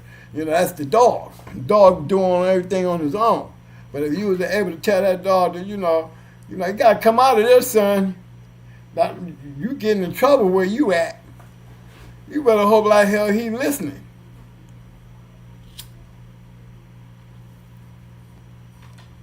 So it'd be wise to understand why I've always was able to train my dog to do things, on a just in case, and not even on a just in case, just on the mere fact that you can send one in and he's trained and he's doing what he want to do. There's not really much help he needs from me but encouragement, and that comes along with training too, because it's all about the training. It's all about the work and the communication between us. Oh, it gets worse. Because then he likes doing what he's doing, and evidently he's doing so well and like it so much because he's making me happy. He's got me all excited. He's got me pushing and jumping around and screaming at him, yes, my boy, that's my boy, tail wagging. That's the kind of excitement I get out of my dog, whether it's a Malinois or a Pit Bull.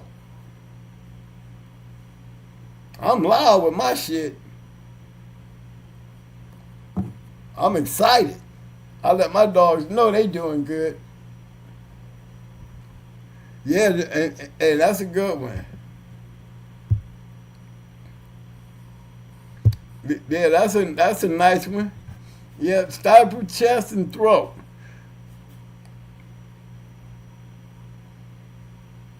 Them shots that, but you got to me sometimes, them right there can get you in trouble.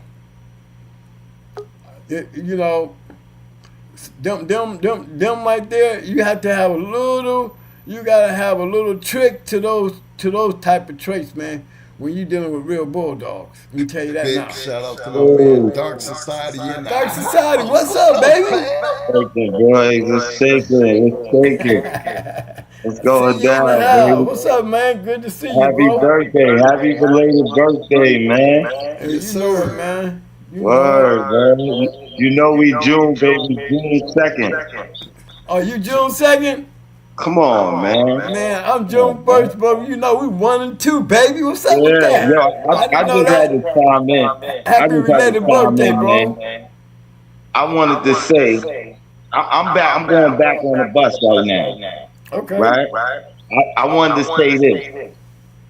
Training on the back of the bus back in the day was looking at that shit, looking at the traits. It was no other way.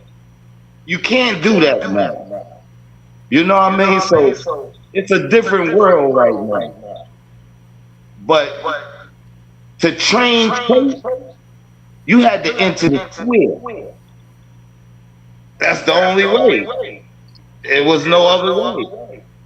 I don't know about regular dogs biting rags and shit like that, or hanging them from a rope. But those wasn't the traits we wanted to see back in the day. We wanted to know that motherfucker was bred to go. That was it. The box was the only way you could train some traits. You understand? And I wasn't saying that I have never, no game dog has never turned, because I've seen dogs turn and win. But in the heat of the battle, asking a dog to turn on command, I don't know what the fuck y'all got. I ain't never seen that. You know, all dogs are turn.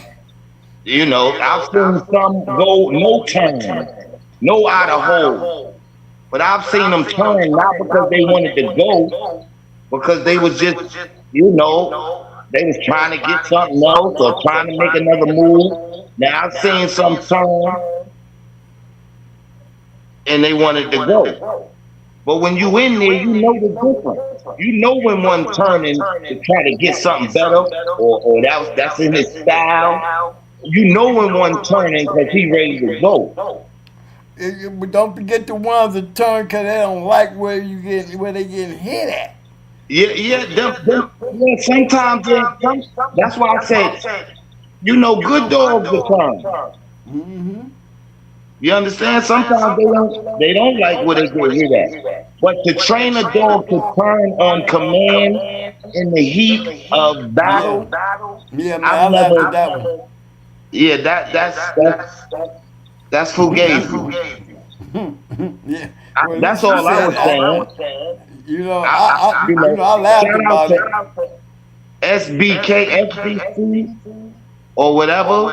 You know, I wasn't saying that they all are turn, but I've seen some that don't do no turning. They just balls to the wall. You feel me? I've seen some turn because they were so in the heat of it, not trying to get away.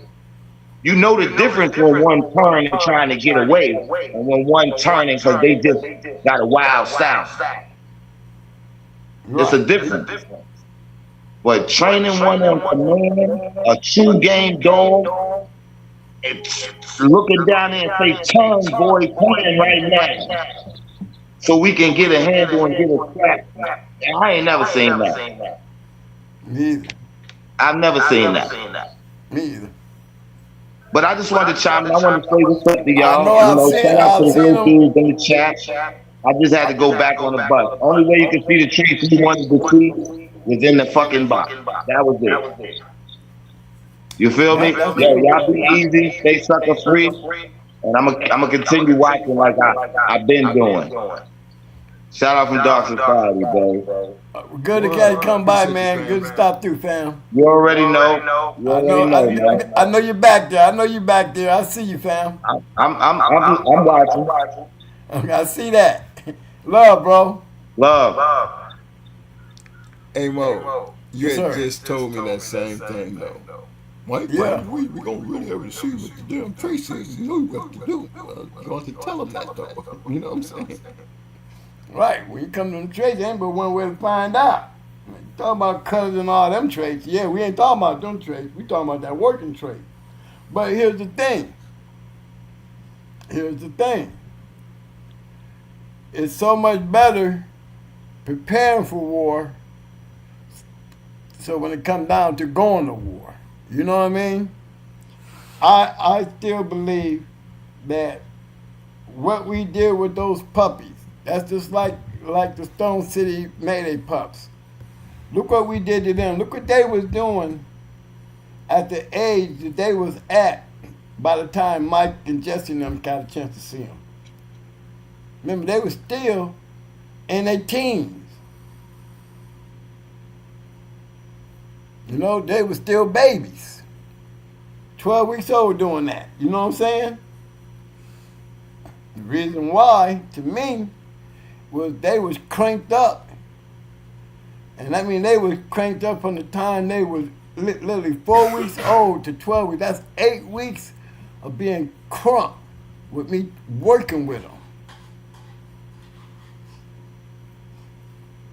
You know, they came out like grown dogs and worked like grown dogs. You know? That's when we got a chance to see the traits. You know what I'm saying? Hey, let me get my quick shout outs to my man. Holy Catchers. I see you, fam. Big shout out to my man Calypso in the house. What up, fam? Big shout out to the hard way Kennels in the house. What up, bam? I seen y'all. I just got a chance to get in there and give my shout outs. Did you catch double up in there? I ain't hear double. Double M? Desbo? Yeah. Yeah, I you know, always. That's boo. Yeah. That bite down, you know what he be saying. Bite down, shake that like button. Big shout out to my man Clifton behind enemy lines in the house. What up, fam? Big shout out to Horsepower. What up, though? I sent you. Horsepower said, ain't no two-game dog gonna turn in the heat of action. If he or she turns, it's usually because they're trying to find another hole or the way out the damn box. Well, I think they have plenty of reasons, but the one who turned in to get out that box, he doing more than turning. He looking, right. And he headed that direction. He headed that direction. When the minute he turned his head, he was already had his mind made. I'm getting the hell up out of here. Y'all better do something. I'm on the way. Yeah, but he right about, and as I said before, it's the preparation of what you're doing. To me, plays a big factor in the traits because, like I said, when you wrestle with a puppy, you know, it's the things that you're putting in that puppy, to me, carries a lot. You know, one thing for sure, if he's a smart one, you know, if that's a trait that comes down off his line, you're going to know that right off the back. If he is, you know, a real strong, dry coming in, one of them hot pups, you know how they get.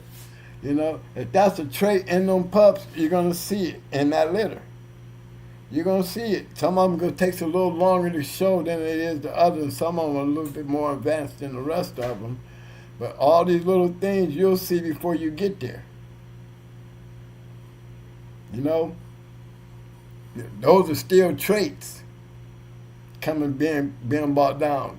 Now, when it comes to performance, just think, if you can take care of everything prior to the performance, you know, and handle those traits that you did notice, the smartness, the drive, you know, that aggression, that level. Puppy goes Super Saiyan as a puppy. By the time you get there and check out what else he got in the little magic box, you know, look what you already done accomplished prior to even seeing that much. You know, got a lot to look forward to if you can get that far and have a good dog before you get a chance to see what his performance traits did he have the performance in him. You know, because prior to that, everything you see up to that, if you're working with him, you're gonna be ready to see something. You know, might see something, you might see nothing, you might even see a good one come out of it to turn out to be a cur in the long run. You just never know. You know, a whole lot of questions get answered when it comes down to schooling and calling. So, you know, just all the work that you put in, you know, sometimes you can come out empty-handed. Still doesn't change. It's part of the game. You know? Chico Nicholas, what's up, babe? What up, Phil? So, you know, you got to look at it like that. You know, everything's not guaranteed. And believe me, you're going to have more failures than you're going to have guarantees, okay? So there ain't nothing guaranteed. What up, J-Rob? Got that niner, got that tensor, bringing in that tension. Big shout out. But yeah, you gotta, once y'all get that part down, you know, and look at it. My thing is understanding the difference between the two and knowing how to work with it. You know, traits, we talk about traits all the time, but do we really get in depth to see, you know, do guys get away from the traits of their ancestors? Do you really pay attention to see, you know, does they, you know, the true essence of what a trait is in your dog? You know, your dog might have a trait in him that started with him. And you start noticing, you know, the generations of the dogs that came down off of him is doing the things that, you know, that he was doing, but his ancestors weren't doing. So there's always new things added to what we call traits. You know, I think when it comes to traits, it's like some of the things when it came to our traits, it was just obvious. It was obvious. When Red Ace was going to the back end like she was going, it just reminded me of what Supernat said about Ace, Grand Champion Ace. And then when you see Brat and Lil Mayday as puppies doing that, as puppies, you know, and then we seeing offsprings off of them doing the same thing, it's just, that's when you just, you know, that's a trait. You know, and traits, they, you know, the thing about a trait, you know, I've seen dogs coming down off of Mayday, and Mayday is probably in their 5th or 6th generation or something, and they still look like Mayday dogs. Some of them look just like damn near like Mayday. They got those certain characteristics of Mayday. You know, I've seen a lot of bloodlines, like the boar, some of the boar dogs, you know, like the red and white ones. You know, when you see them, you know, that's a boar's trait because that's the Patrick showing up in them. You know, do you notice that they all can be very, very hard to beat, and they got that fast pace? You know, red and white bulls dogs always had that quick pace. You know, if you're gonna win, you better win. You're gonna win. They're gonna beat you quick because they fast. They either be red or white, black and white. You know, it'll always be them type right there. You know, I always say that's a Patrick trait in those dogs. You know, they can go pretty fast, and they're real talented, fast-paced type dogs. You know, and that would be something. Again, you taking a trait like that, and how would you condition that trait compared to one of them Eli dogs with that square body and them big rock heads that just come in there and snatch on shit? You know what I mean? All they doing is just coming in there snatching on shit.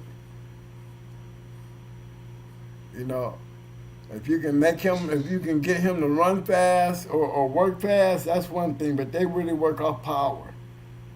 You know, they're not big fans. Eli dogs are not big fans of running around chasing the animal. You know, I've seen some just instead of chasing, they'll fall, or they'll plant their feet and sit, and won't let you take off and have them chase them. They don't want to chase you. They'll pull up. They'll lay down and or do a sit or lay down or get on their back and try to get up under you before they chase you. You know, them dogs there, them are smart ones. They're not trying to tire themselves out. But usually it's them real cock-strong, muscle-type dogs that's conditioned. You can just see the power in them. You don't see the skinny part of them. All you see is them big-ass knots on them. So you know they strong as hell. Them right there, they're not going to chase you. They're not going to chase you. They don't, you know, and it's their style that tells you that they're not going to chase you. They're going to try to keep it close quarters. They're going to do sit-downs. They're going to do lay down. They'll lay on their back. They'll do all kind of things to get, you know, so they're not going to be chasing you around. They don't want to chase you around. And them are smart ones. Now, the ones that ain't smart is the ones that want to work hard chasing you. Ain't got a hope yet, but he's steady chasing you. Twisting, pulling, running after you, paws swinging everywhere, trying to lock you off. He ain't gonna do nothing but tire his poor self out. And you run into a show and you catch one of them, you know, and he ain't being smart about it, you better hope like hell he got a whole lot of determination. You know, you better have a whole lot of determination. Because if he don't, when he hit that wall, and that situation get worse, you know, that's what I always say about the Eli dogs. You know, back then in our time, the ones that was quitting, they were quitting because, you know, they didn't have but so much time in them. Not like they were bad dogs. They just had real hard mouths, very strong as hell. If you wasn't up for the task, they would blow through your ass. You know, and that's what made them good. And then back then, they wanted rough dogs. You know, one thing about back then, they wanted rough dogs. You know, Zebo was a rough dog. You know, they can say crazy things about Jeep, but Jeep, he was still a rough dog. He was like, he had an intensity level. Them Jeep dogs got a nice intensity level to him. You know, he had an intensity to him. So did Charlie. They had an intensity to them. You know, that's what made them great. But let me see. It was game too. Yeah. Yeah. But you gotta, if you understand the whole trait thing, you know, like I said, to every level, from a puppy to you know, the schooling time, you're gonna see things that we consider traits in your dog that you should be able to, you know, track. And it should be maybe new traits, because you're definitely dealing with a different female unless you're dealing with some line breeding stuff. You know, you got more opportunity to pick up certain traits than you would doing outcrosses and stuff. Now, we did an outcross with Grand Champion Ace to Amber, and that outcross stuck out more than anything else. You know, that's another thing about that. You know, that, so, and just to see it throughout, you know, the line on how it was just an obvious trait. All of them was doing it.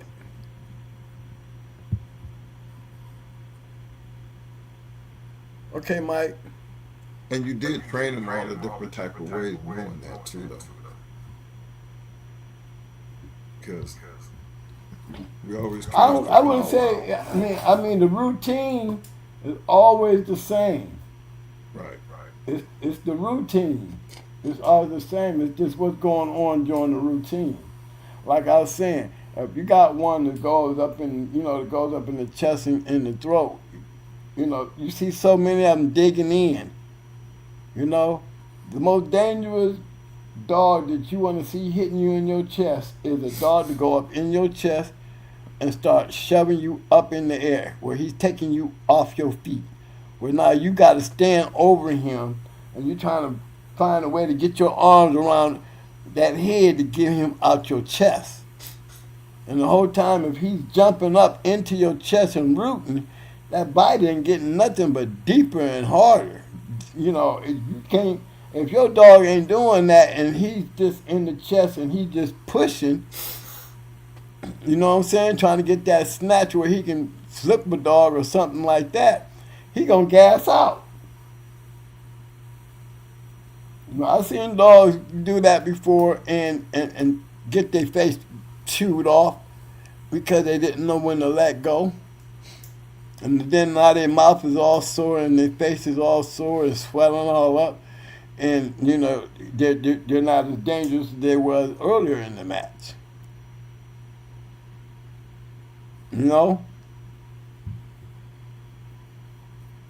That's why I say I'm going to do something a little different. When I see them go in there, I want them to bounce up in there. I want them to, that's when those times with the flirt pole where you got that pole hanging up over their head and you got them jumping at it. They run at it, they chase it, then you just bring it up just high enough for them to jump up there at it. And then as they jumping, you telling them up, up, up, up, up. And then you swing that hide up there where he can jump at it. And then back to chasing and swinging up, then you screaming and you hollering up, up, up, up, up, up, up. And then he goes to jumping up to trying to get it. About the fourth time, he gonna go up, up, up. I'm gonna let him have it. Yeah, okay, that's what I'm talking about. Bring it down and shake the hell out of it. Okay, yeah, you worked hard for it. Get in there and shake that thing. Remember, you shaking is a part of the training too. You got it, you shake it. When you're shaking it hard enough, then I must not be screaming hard enough. When I'm screaming, I'm trying to tell you to smash his ass. I want to see real deep drive. That's why you don't get used to just letting them have it. The drive don't come from them having it. The drive comes from them wanting it. And then once they get it, they know they ain't going to be able to get it for a while the next time, so they're going to try to do the damage and get all that. What I worked hard to do is do this. So, little insight, guys, on common sense. If you listen to what I'm saying, then you just let your common sense break it down. So when you go look at your dog and you're using that common sense that from breaking it down, you'll see exactly what I'm saying. If you don't do it, then you won't see the progress. But when you're doing it, the progress, it becomes a process. When you see the process is getting there. And once you get there, then you'll be like, that was some real shit. That's what you call getting to some shit. Because I'm pretty sure everybody ain't gonna be doing what I'm doing. And I'm counting on that. And I'm trying to take everything that I can to have my dog at an advantage. And the more closer I can get there with him, the me and him is in there together, it's really like a 2-on-1 situation for me and my time that I spent with this dog and compared to somebody who's just taking the dog and probably got a good dog, he probably loves the dog, and he probably can condition the dog and do all the right things. But I can guarantee you when you get down to that nitty gritty, especially with what I'm bringing, and I know I'm bringing a killer, you're going to see that you're going to wish like hell he did a little training. Because it's going to be that extra little bit that I'm going to be giving him that's going to have him fucked up. Me pointing this shit and my dog getting shit, me pushing on him and going up into this shit. And you study hearing me, it's going to make me look like I'm, really, they'll tell you, twin, talk to his shit. His shit be listening. You damn right they're going to listen. Because this is not something new. We're gonna do this together. And it just helps. I believe it does. I mean, I haven't seen a knot. I still ain't seen one turn. Even Red H didn't even turn on Tommy boy. We would have been scratching early. You know what I'm saying, Mike? She dropped her out on the hump and stood over her ass. That's all she did. But yeah, I ain't never seen one turn. Somebody asked a question about 10-4. 10-4 was in Ohio. I heard he lost his third, but the owner, and I know he's one of my proteges. He never told me, what happened for him going. I know he lost going for his championship, but he never told me, the insight. I heard that he lost. But they didn't tell me if he quit. They didn't tell me if he got picked up or none of that. I know he had two brothers that they were definitely didn't have no quit in them. Based on the two that we had down here with us, there was definitely some game dogs. Even Roger Ramjet with his 2 losses, and he was sick and 7 pounds uphill. Didn't have didn't even have a turn. Never had a turn called on him, and both of them game losses never a turn called on him or nothing. Other than that, I ain't never seen one that somebody called a turn on me. I ain't bragging, but I just ain't nobody gonna ever say they even see anybody call a turn on twin. Twin dog ain't never turned. Not saying that I ain't gonna have, I would have I had some that would, but I just never seen one of my dogs turn, never in a row or anything else. But I've seen them dogs turn, but I've never had one on the yard that turned. I think that probably played another part on just how you're handling your puppies. You know what I mean? I don't have my Rottweilers shy. None of my dogs. A dog that shy away from action, to me, that's a turn. That's like you got you send your dog in an attack and man takes a swing at him, get a good shot. And your dog hesitates. To me, that's a turn. That hesitation, to me, that's more, like a turn. Yeah, so that drive gets past all that. If you can't get past that, through drive work, then you best believe that dog got tendencies. Whether he a Malinois or Rottweiler or a Pit Bull, he got tendencies. Still might be game when it comes to that bulldog. But I've seen more turns losers than I've seen turn winners. I've seen dogs that won and did some turning. I've seen some that won and you would have thought they was trying to quit. They just wouldn't stop and still would kick your ass. But, you just had that ability to he'll turn away from you for a minute, but then go back in there and smash you again. Them dogs right there, I've seen them kind too. And that could be a trait too. They're good enough to go in there and get the work done. That's all that matters. If you turn 20 times, if they can't whip you with all the turning you doing, then that makes you a badass dog. And probably get a lot of goddamn help getting matches because everybody talking shit about your ass turning. Turning still ain't stopped him from winning. So if that ain't a good trait to have, under those conditions, I would love to have a dog in that condition.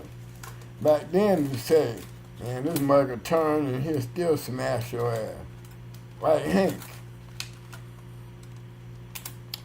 Shoot. Hank Jr., no, that was Snake Jr. He was a turner. They say Snake was one too, but not bad as his son. But they was good dogs that you couldn't, it was hard to whip them too. Hey, I wrote that number down. I can't really pull up nothing like we used to over there, like on Pen Online and copy shit. Because, Streamline, you can't copy nothing. So I'm going to write it down.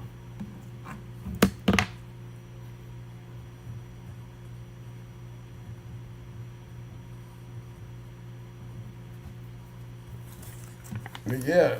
Big shout out to everybody. What up, fam?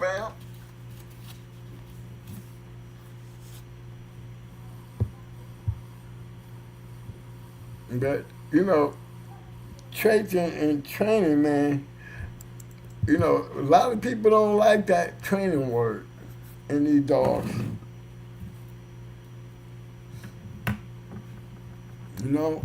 I think training works good in anything you do.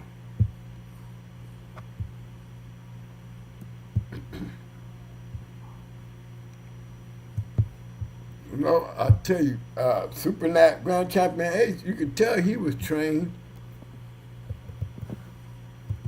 Anytime you take a dog and like Kimmy Allen said, had a tornado right out there. Shit, tornado walk around with them dog like everybody else.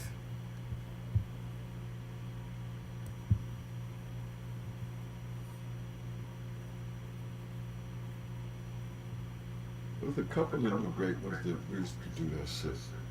Mm-hmm. Grand Champion 8. Walk right with you. That was the funny thing. This dog walking around the yard like he was literally walking around the yard.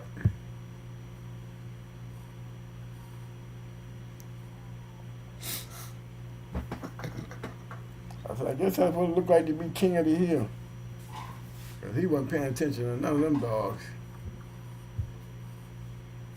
And neither was Yellow Buck either, though, Mike. You know what I'm saying? Mm-hmm. Yellow Buck opened that door and walked right out the house. The fuck? Hey. I want to make sure I got it right.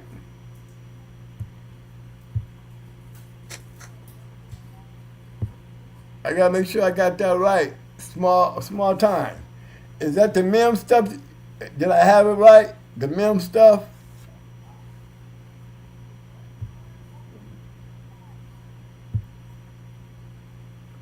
Yeah, is it the MIM stuff? Just want to make sure before I put it up. I think that's you talking about planning on. I wanted to throw your, let me see, plan to repeat, but wanted to throw it at you. Okay. I hope I got the right one.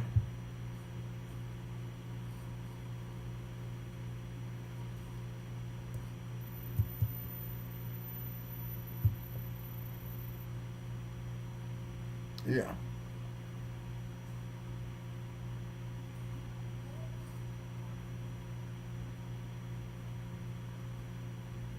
What about Hank? Yeah.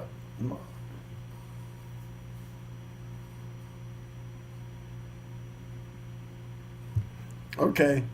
Well, I guess I'll pick up on that small time. Just, like I said, I'll make sure that's the MIM stuff you was talking about. See, that was that's that old MIM stuff. But if that's the pedigree, boy, you got. There's a whole lot that can come out of that.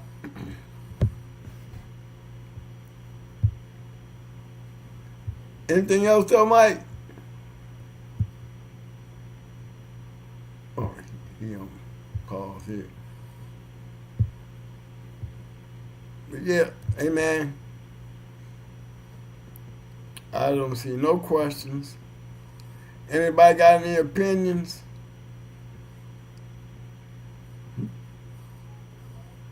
House of Pain, DAW.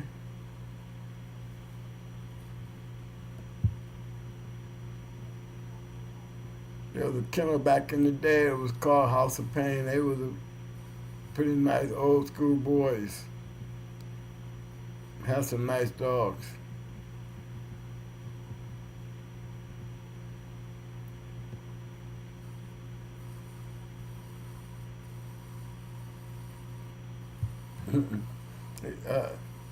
Other part said schooling for that race only training I wanted to do back in the day. I can tell you this much. Think about back in the day, and then think about what I've told you, what I said tonight. Imagine what you could have did back in the day if you'd have added that them extra little moves, and if they didn't play major factors into what I was doing, I would have never done them. You know. And you know, there's people out there that tell you Twin talks to his dogs. Like everybody else talk to their dog, but his dogs literally be doing what he be saying.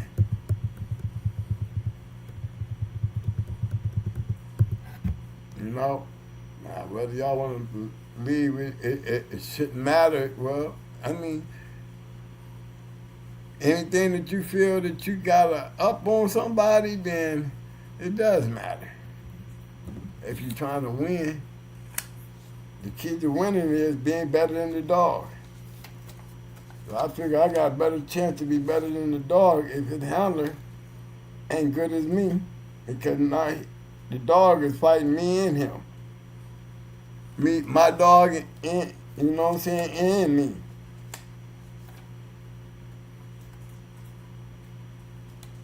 You know? And I've always seen that a disadvantage. You know, I've really never really been in no trouble to worry about any of them. But I've been in situations where, you know, they'll look at me if they in a compromising position and they trying to figure it out. You know, they look at me, if I'm telling them when they all right, no need to panic, I'm right here. As long as I'm right there, they're going to be all right. I don't want them doing, you know, working real hard trying to get loose on something that just got them in a bad situation. You're in a bad situation because you can't get his ass like you want him. That's all. You ain't in no trouble. You ain't in no trouble. You all right. You all right. He ain't hurting nothing. You all right. No, some dogs get to panicking and hollering because they can't figure out how to get loose. And you already know a dog gonna hear another dog that he in combat with. This is even in the wild. They find out that you up here making noise and you don't like what they doing. You giving that dog more confidence. Whether it be a wolf, any kind of animal. You start making them kind of funny sounds. They know they got you, and you're going to have a little bit of harder time because now you just pump them up. So I've seen dogs literally start whining because they couldn't get loose. It wasn't the fact that they was getting hurt. They was getting frustrated. They get mad. They can't do nothing. You know? So, it ain't because they want to, you know, but again, you standing over your dog and your dog has been in those situations where you asking him to run harder, and you know what I'm saying, and his tongue is hanging out and you still asking for more, that dog should be able to look at you and know that you got him doing something that he's trying to hang in there. He got to be able to trust me. When I tell him, you know, you're going to have to trust me because I ain't trying to leave it up to him to quit because, you know what I mean? I want to have the control. Yeah, okay. Like, we say alpha.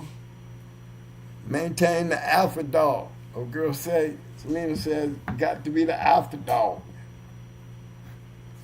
And she right. She's seen enough of these dogs around here. That we are the alpha dogs around here. But as long as they know you, they all right. Cause I'm all right. You know what I mean? If I'm all right, then they shouldn't worry about it. Y'all all right. You all right. Don't worry about it. You all right. Don't worry. You'll get it in a minute. We'll figure it out. I know when they got it, when they be at that tire moment, and you be telling you let them know, all right, I pick up the pace. And you start doing that talking shit to them, that pace pick up. Slap that tongue back in their mouth and take off. I'm gonna leave it all right here then. I trust you. You ain't gonna let nothing happen. I'm gonna leave it right here. And they get up and do it. Yeah, I get excited. If I get excited, they gonna get excited and start even trying harder. Knowing they tired as hell. They know if I'm excited because they're making me excited. You doing what you doing. The harder you push, the louder I get, that means I'm getting excited because you making me excited. And that make them work harder. You know? So I get mine used to not only the sound, but that you know, that praise and hoorah. Get in there. Yes, sir. You know, that they tailgate the wagon. The harder I get, the more excited they get, the better off they get. Because then they know they making me happy. I mean, they know I'm right there with them. We gonna finish this shit quick. We ain't letting up. We full metal jacket. We done this already. While everybody else doing sets, we going distances. Time breaking. Pace setting. Maximum stress. You don't want to run into that kind of pressure. Especially when you got that type of pressure dog. You don't want to run into that type of shit. That's what Going Hard Dogs was. And with that training behind her, even made them rougher. I can't say that for everybody who does things their way, but I can tell you what it does for mine. You know, it really helps. Especially if you understand your dog's traits, like Mike said. I mean, the point was, you know, we talking about performance traits. I think that part played a big part in there, you know. Everything else, we got traits on everything else, but when it comes down to that performance shit, you know, what was bought from the ancestry is what was performed in the box. Yeah, but just imagine if you know that there's traits in a dog that you're raising, and you know in the near future, if you ever want to try and look into those traits of that dog and go testing the traits out to see if they're there, I just think that you're going to be in a better position to get there quicker to find out based on the time that you've spent with your dog. Because there's some things that's going to show up automatically, and most of the time it's genetic traits. They show up automatically, don't need no training. The thing is, the training that you put there, and the things that training could do with that trait when it pop up. Oh, I'm excited as hell now. I see that you got that old school daddy in you. I see you going in there like your daddy. Yeah, now I got even more to build on. Because if I'm doing a chest, then guess what? We're going to be doing a whole lot of power shit. We're going to be doing a whole lot of pulling the sled. You know, a whole lot of power shit. We're going to be doing a whole lot of real fast-paced sprints with heavy weights on. You know, on out there on the sled, pulling the sled where, you know, you can't run where you can flip it, but, you know, you got to dig in and take off. You know, to get that mug to move, because what you want, I got over here, and you're going to want it, so you're going to really dig in to get it. You know, that's that pushing power. That's that jump up in your throat shit. And be able to come back down and snatch your ass to the floor. You know, them dogs need power, strength, and a different type of, you know, when you got a fast pace where you want to run 100 miles an hour, those are different muscles compared to a dog who fights through strength and power and punches. So you have to go get his maximum stress another way based on, you know, the power in the weights. You know, me, 15 pounds, all dogs do it, whether they're on the flat mill, electric mill, you know, everybody on 15 pounds. Everybody gonna live that. Give a fuck how big he is, everybody do 15 pounds of weights.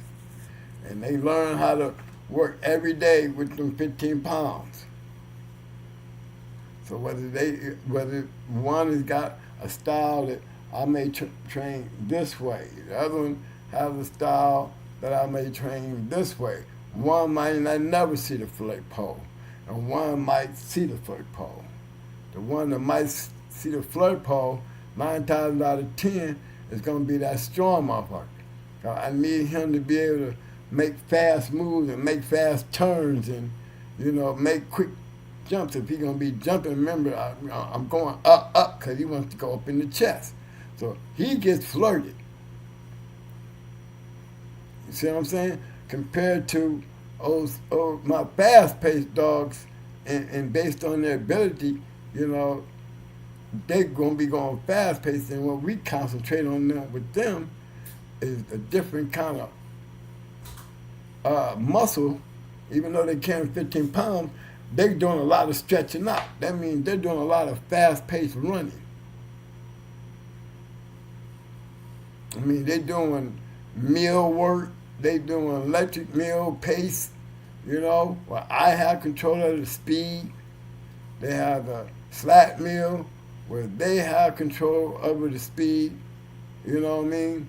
But what I want is sprints. I need sprints. Those are fast pacers. Then I get anything that they can't get me on the slat, I'm a steal from them on the electric, because I control the pace. So all the slat is going to do is keep them strong and keeping their body open, you know, because they're going to keep getting better and better on the slat, as long as I keep getting them better and better on the electric, you know. But if you notice, we're dealing with, look at the stretching out we're doing. We stretching out. To run at a fast pace, you got to stretch out. Them is totally different muscles than that dog that has to pull around that sled or run around and chase, you know, the flirt pole. We're dealing with different muscles. And we're going to have a different type of body for different styles. But the concept of, you know, to keep itself is still a game plan. We're just conditioning to the game plan of the dog, and the dog just being trained. And trained for what and what to do based on their talent.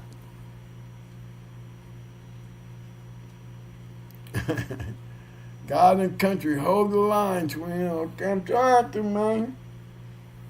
I'm trying to make some sense. Because every little bit, there's always a message in there. There's always a message in there. Hey, Mo, you ain't gonna get to that pedigree? Yeah, I mean, I asked small time, was it, You know, it's I asked him. I asked him, was it the Mims stuff?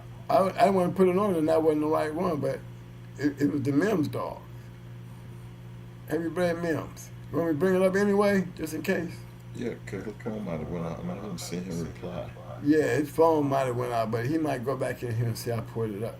I just hope it's the Mim stuff. That's what he was talking about. Yeah, I go there.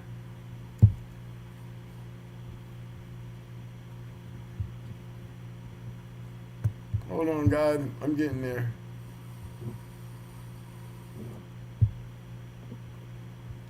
Somebody was out there to see.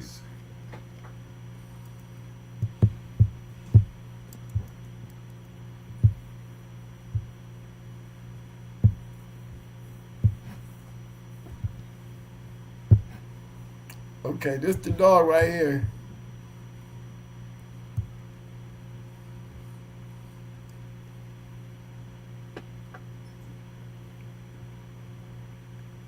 He's trying to get one look this bred like this. That's why I asked him if it was the mem stuff. Cause I was like, well, if it's the mem stuff, 2004, boy, you got a whole lot of work, you know.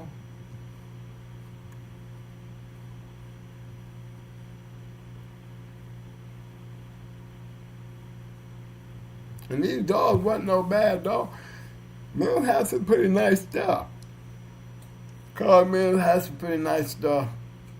I mean, my thing was putting it. I liked the cross with the snooty red boy. I thought that was pretty slick. But that just show you still Carver red boy. You know, that's damn near the same thing they did with Honey Bunch and Finley's Bow. Kinda, but in the same aspect. You know?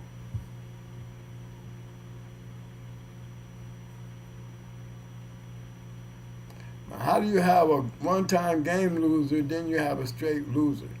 Oh, I know what happened. They picked her up game, you know, and then took her back out and she lost. This time she quit. There go another one. Picked up game, won one, and lost one.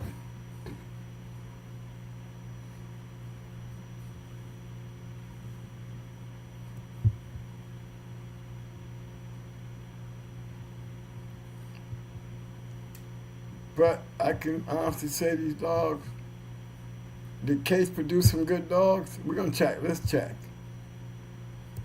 Come on, y'all. Let's be nosy.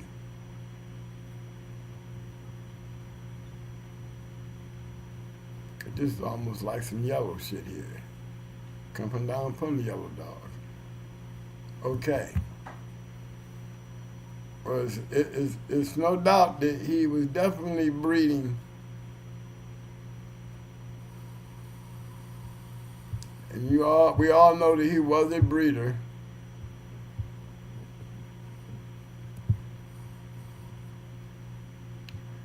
And that's with the male.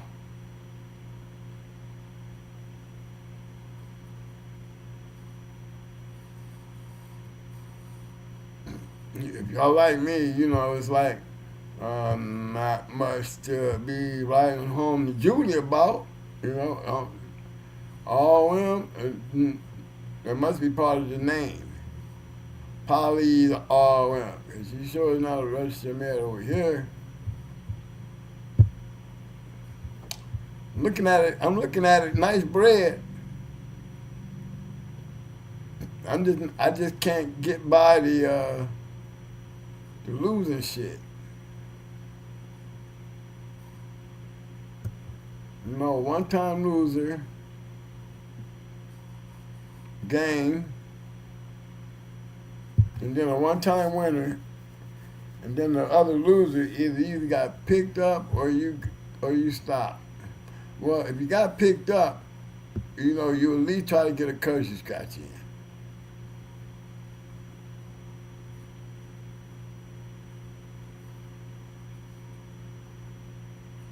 I guess that's passion.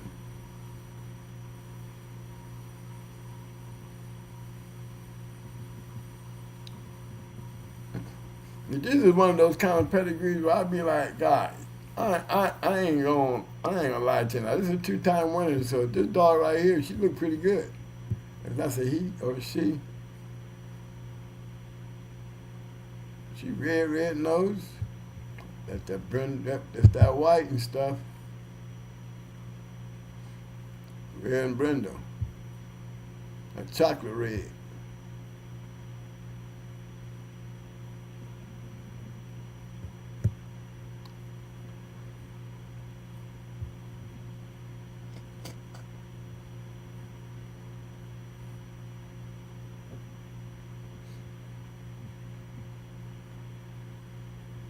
Okay, I showed you, Mike.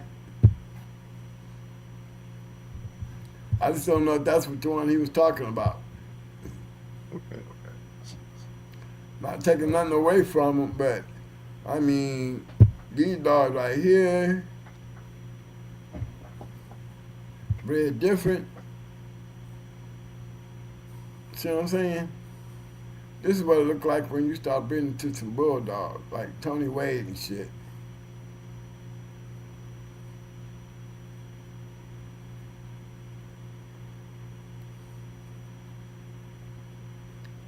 Yeah, that's his stuff. That's that cross.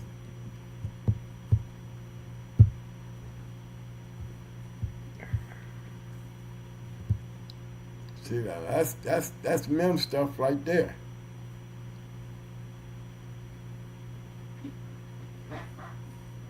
Now see the difference?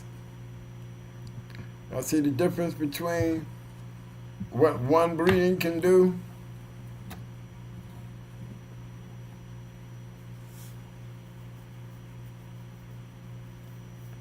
And that's still Carver up there. Don't forget.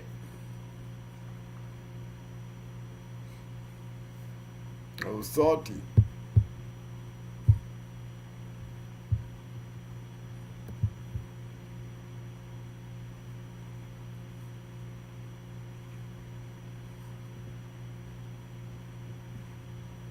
Mm-hmm.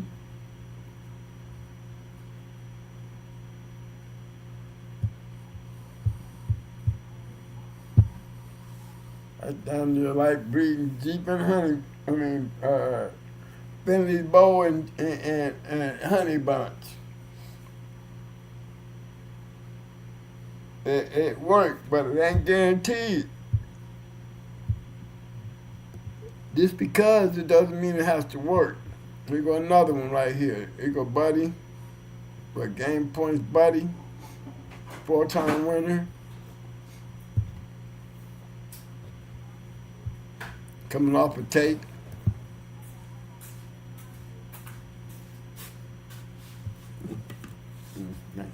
Another good cross. I don't know nothing about the bottom except I know that looked like that might be Mr. Bobby Hart down there. Let me see if we gonna find some boobs or something down in there.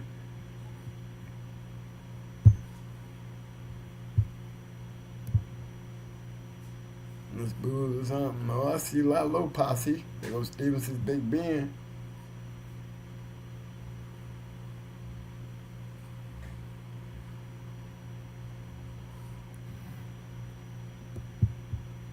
Little posse stuff. Okay. Just to see the shit work. I mean, y'all see the breathing.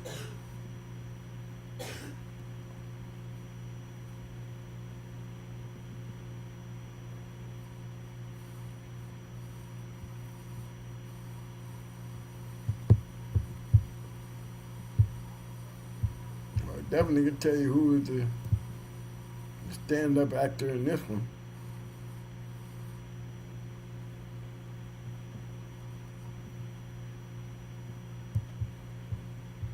He was a good producer. He wasn't bred as much as everybody, he should have been. Just to produce the dog that he did produce.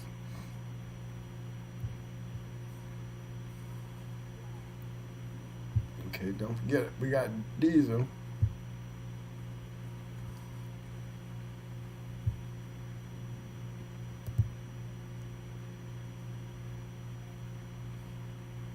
Okay, that's Rennie. Yeah, that's that Miss Rennie.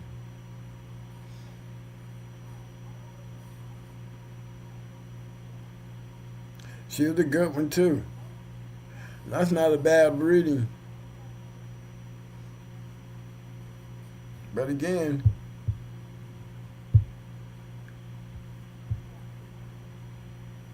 oh, Miss Rennie. That was my little sweetheart. Same thing. It's that Carver stuff. See the Carver in there?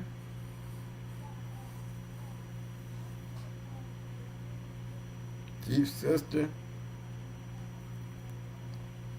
Wood Trouble and Molly.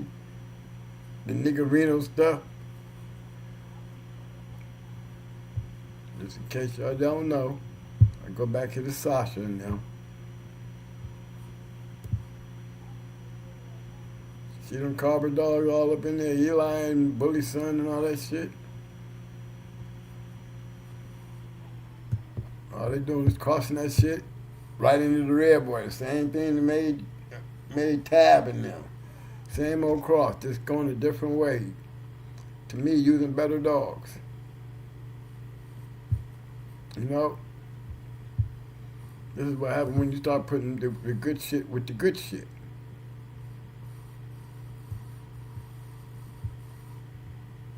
I would like to see 48. You know he was a big one. Rennie was a little bitch. And you see she was black.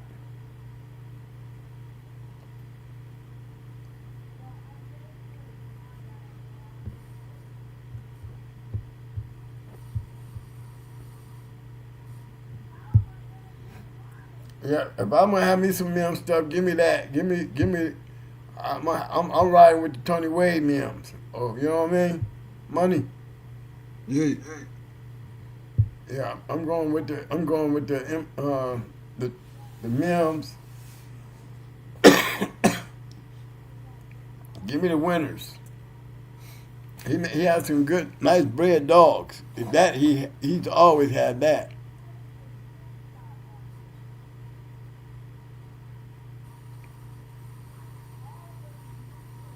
You know, like you said, who was that? Robert Mack. Mm-hmm.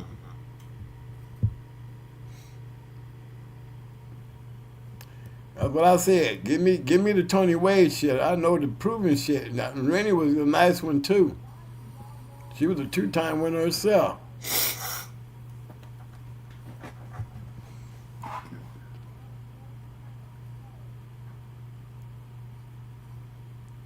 Yep, they always been early starters. But it just depends on the which ones. I know he had the red boy. I know he had the red boy, but I'm trying to remember. Didn't he have other shit too? He did have other shit. But the red boy stuff was pretty nice. I mean, I could have seen it. I would have liked to have seen it being bred back in the dogs like Champion Tuffy. You know, I would have liked to have seen a Mims Tuffy breeding. I would have liked to have seen a Mims Cunningham breeding, a Mims Shavers breeding. You know, go back into the red boy winning dogs. You know, you can stack that shit. It works. But just imagine if he had took those red boy dogs and bred them back into some real red boy shit. Like those winners. You know, you're adding Rascal. You should have been grabbing some of that damn Bozak or Red Bag or one of them and crossing it to them Mim dogs. You know what I'm saying? Them red boy ones, yeah. I mean, I think we might have seen some different shit. Give me Tate and let me take. I would have had Tate. I would have been bringing him to some yellow shit, some Champion Tuffy shit. Some Tab shit, you know what I'm saying?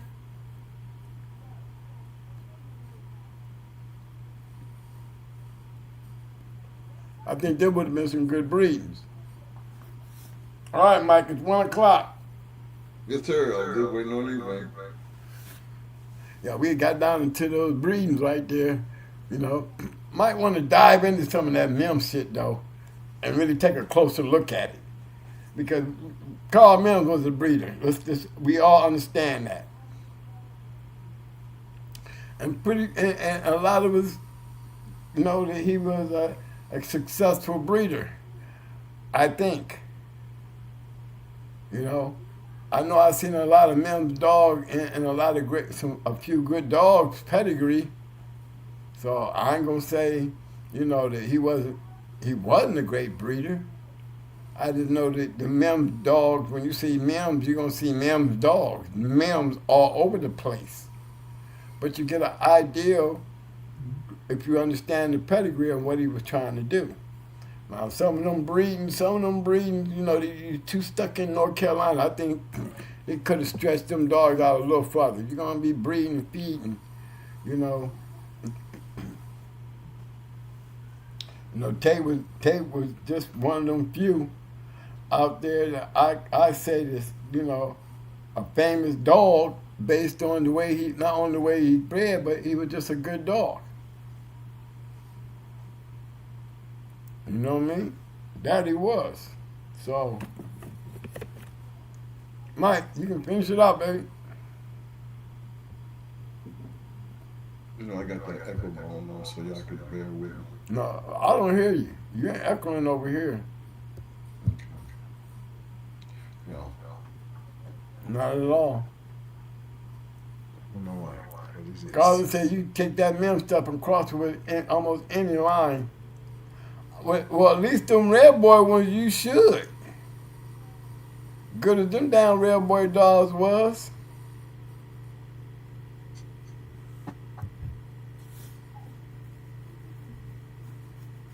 My man said the Molly stuff, I don't know, it would have been nice. I mean, that would have been nice.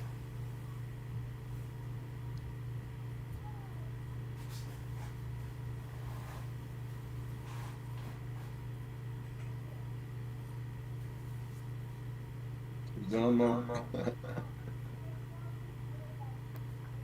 I thought you were going to pull the pedigree back up. Ma, it's time. Let it go. Just let it go, Ma. Well, I wanted to defend my man because everybody can't get a good dog. I just don't. I mean, I'm feeling the shaggy tail part, you know. The shaggy tail part was pretty harsh. Well, you're not going to pull it up again. Well, again. Go ahead, man. Go ahead. Just go ahead. I'm just going to say this. Imagine if Victor started selling dogs again. And he ain't got Mayday. And maybe people are buying him because, you know, he does have the name.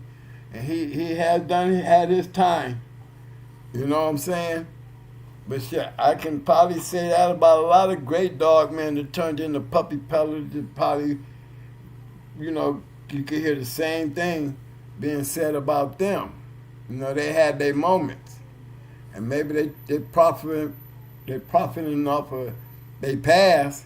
But that's your job to understand that before you go spending your damn money. That's what I say. Even if you're green. You know what I mean? Even if you're green. Because you can't walk on the yard and go buy some dogs coming off a dog man's yard and he ain't got no champions back there. Or I'd be real hesitant about buying anything. You know, at least buy them when they stock is worthy of being bought. You know, that's like trying to buy a dog from Tom Gardner just because Tom Gardner's name is on it. You know, dog might not be worth a damn. But that's why Tom keeps them champions around on the yard, and he's gonna have some winners on his yard. He's gonna keep, if he got to go buy them, he's gonna have good bred dogs on his yard coming down from generations of great bred dogs. So, you know, he's gonna keep dogs because he buys dogs back just to be able to preserve certain lines. You know?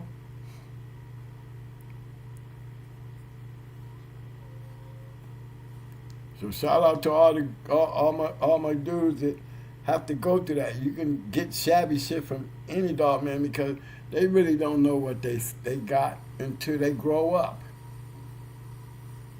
You really don't know what you bought until it grows up.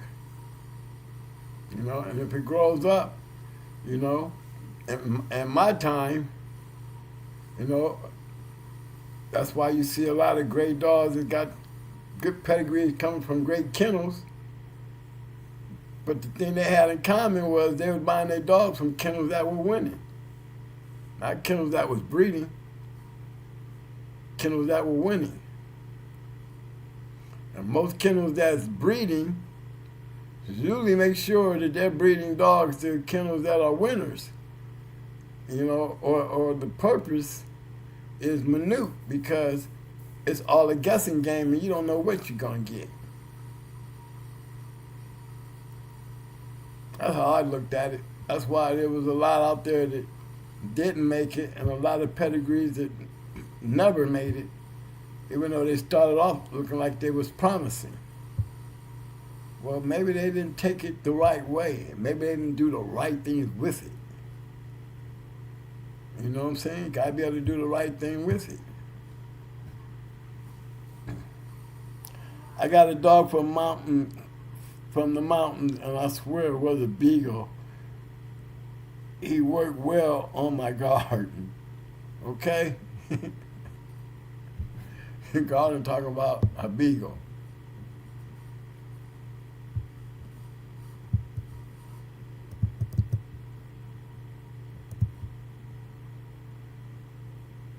But yeah, man, I got to just say, I done done my part for the night, guys. I went over some things. I hope a lot of it has to do with common sense. You know, my words ain't nothing but a seed. You know, did it get through the weeds and get down there where, you know, it can make a difference if you think about it? Or did it get stuck in the weeds and shit and don't go nowhere? You know, it's gonna be one or the other. But for those that got a hold of what was being said about the traits and the training, and some of the other little remarks pertaining to that, you will find out, you know, that you can take that seed and grow it into your, you know, to your repertoire, what you're doing with your dogs, and you'll definitely be able to say the same thing that I said.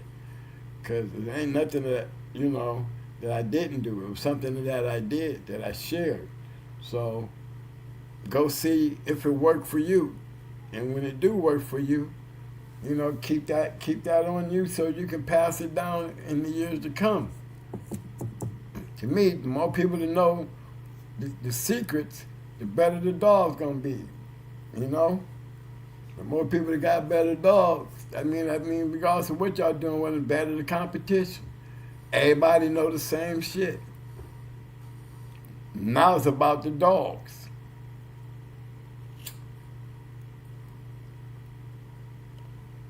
You know what I mean? All right, Mike. Thanks everybody. I'm gonna step out of here. Let Mike bring it to the way he do. You know what I mean? I'll see y'all Friday.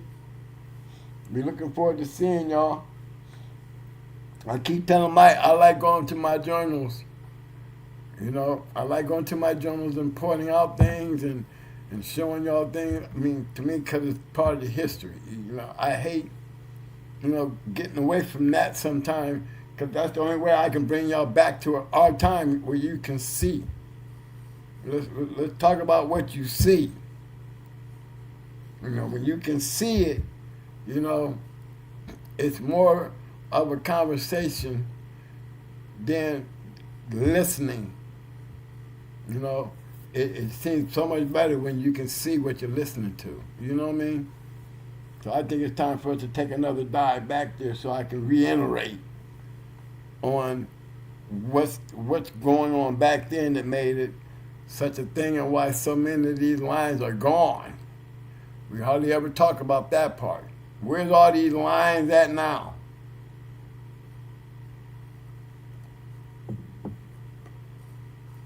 That would be a great conversation for Friday. Yeah. Yeah, that's true. But it's on you, bro. I got you, bro. Hey, I want to thank everybody for showing up tonight. You know, this was one of them conversations for me that, you know, again, me and Mo talking, hey, what we gonna talk about tonight? And I figured, hey, somebody had made a comment. I don't remember where it was on Facebook or not, but I think it was on Facebook. And I guess the word training when it comes to pit bulls is have people just, it's almost like it's an omen type word when you start talking about the game American Pit Bull Terrier. But believe it or not, you know how you just have something that Mo was already a trainer prior to us getting into these pit bulls. But you know how you just want to bring something new because you just don't think everybody else is doing it? Well, just imagine this shit, man. We actually did it, and it actually truly worked for us. I don't just say that to be bullshitting. I mean, it was just one of them things that, I could actually sit back and, people would be like, is that dog actually listening to him? Well, you hear them kind of comments, so everybody wasn't doing it. Remember, that's what saved us at the 317 match. That's changed the whole tide of that whole fight. From that point on, Mo called him to do it. He did it. And that was the last. That was the end of it. Dog never recovered. But that's just one of them things that I can just sit back and look at and be like, as a part of our history, that, on that one occasion, that was detrimental. When Mo gonna talk to him regardless of, shit. Remember, he ain't got but 7 losses under his belt. So losing wasn't something, and I guarantee you he could tell you every last one of them. Because there was always something behind him. But he never got away from, that part of it. I used to tell y'all, him and KP, they go at it over the breeding, the breeding shit. One thing I ain't never had to worry about them going over is how Mo put one in shape and how Mo raised them. That's why KP would always, everything that we use pretty much was his shit, because he just had that kind of confidence that, okay, I did my part, now this part's on y'all. So trust and believe, it wasn't something they was guessing at. And it don't make no sense to be putting all that time in and you still all over the place trying to find out what to do and how you're going to do it with what you got. No, if you just stick to the damn game plan, we're always talking about stick to the goddamn blueprint. It's already done. All you got to do is follow it. Pretty much same thing. We don't tell everybody to train their dog. We just tell you the advantages it gave us. Well, training ain't for everybody, because training is something that's going to take time. When you got a yard full of dogs, to be fair to each one of them dogs, they're going to require that time. And that's why we always go back to, this game ain't built for everybody, which is true. But one thing I think for sure, the American Pit Bull Terrier, even in these days and times, you want to be better than the next guy running that treadmill or pulling them weights or running up a wall. Breed for what you're looking for. Remember, let me see, I explained this part earlier about the breeding part of it, you know what I'm saying? When you got to be able to look at those traits and know what you're fixing to get, and those predictable traits and all that other stuff that came with that. But then when it came down to just training what you're looking at, for us, you had to crawl over that wall.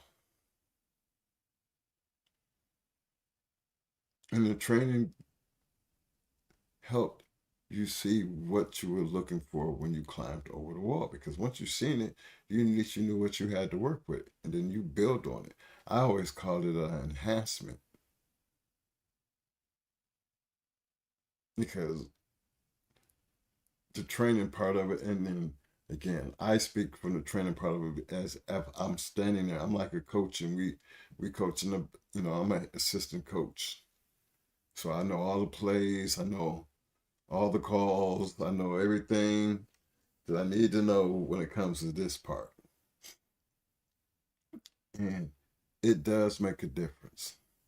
Now, some might feel a little different about that, but we can only tell you based on our experience. So I always think forget about what you hear, because again, we're telling you, if everybody was doing it, you hear more people talking about it. If everybody was doing it, you would hear a lot more people talking about it. But that's the point. For those who felt like, well, shit, I ain't doing nothing. I'm going to take them through, and you're just in there. And maybe them was pretty sure that there was a lot of them heads that we was cracking. There was a whole lot of them sitting up there. Is that damn dog listening to what he's saying? Well, damn, I'm telling you, you're pretty good one. But remember, you had to beat more than just the dog when it came to us. You had to beat us and the dog. And I'm telling you, training does make a difference. And these days and times, y'all got it made, because it's all about the look. It's all about the ability. It's all about the endurance and the tenacity. You ain't got to climb over that wall to show all that. But you look better than the next man when you putting in that extra work. When you get the chance to tell that dog how to show off. You know what it takes for him to get in that stand and got that crazy ass looking good. Just by people just looking at the dog, they want to know how that dog bred. That's a nice looking dog. I mean, there's so many advantages to having a relationship with your dog. We only speak of our purpose in the past, but the dog don't know the difference. It's going to perform and it's going to be what it is regardless. And it does matter who has the dog. We just try to make the playing field even, because we just put it out there. For those who want to listen and put it to the test, that makes it that much better, because that means the competition is going to be greater when everybody's doing damn near the same thing. What's going to be the difference? The dog. The dog is always going to make the difference. Remember, we're just co-stars. So take that and ride out with it, because it is a jewel that has been dropped. Appreciate everybody for showing up and showing out. Big shout out to my man. I see him out there as usual. This is not J-Bo, aka J-Bo, coming in, getting this party right, ending right anyway. He said he need to see them damn muscles. We need them damn muscles, because I need them. Thumbs up, thumbs up, thumbs up, thumbs up. Muscles.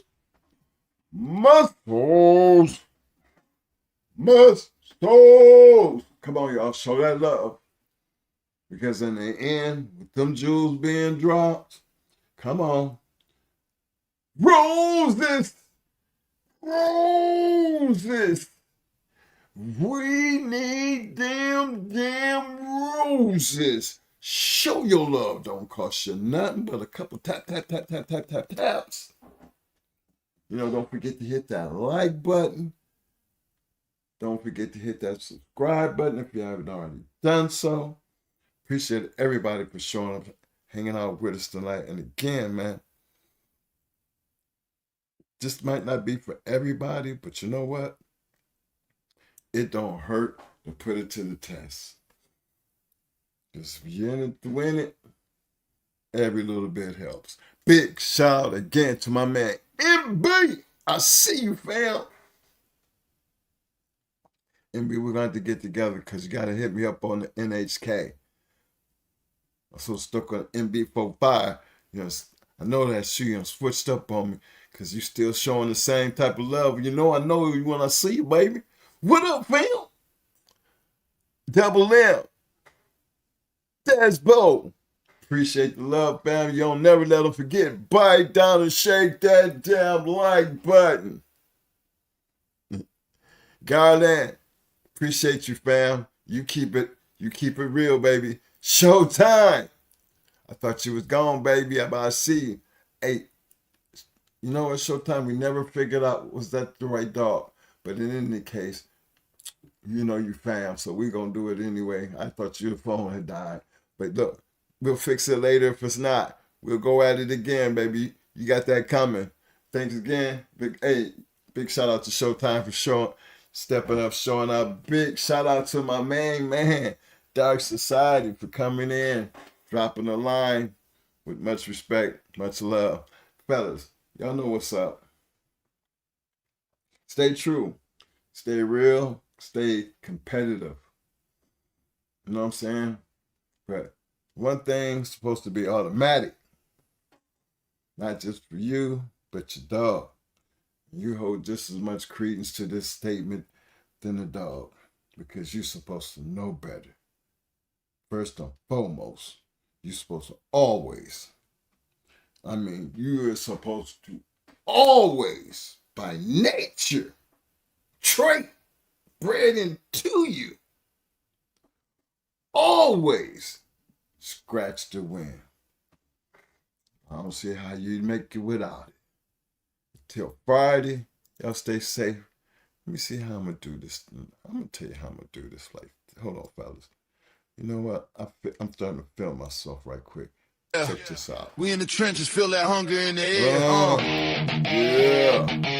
Yeah. Welcome to the yard. If you're tough, you can stare. Yeah, welcome to the yard. Where the chain spots shine, bloodlines run deep, every pedigree's prime. The game APBT, worldwide pride. You come correct or stay the hell outside, legacy made. We grind, we hustle. Twin bosses, Mo and Mike locked in the scuffle. Yeah, we run the yard, iron fists and grit. When the sun comes up, no, we never gon' quit. Udo and Devo, legends carved in stone. Patrick Bolio made the yard they home. Tanned and yellow, they whisper through the trees.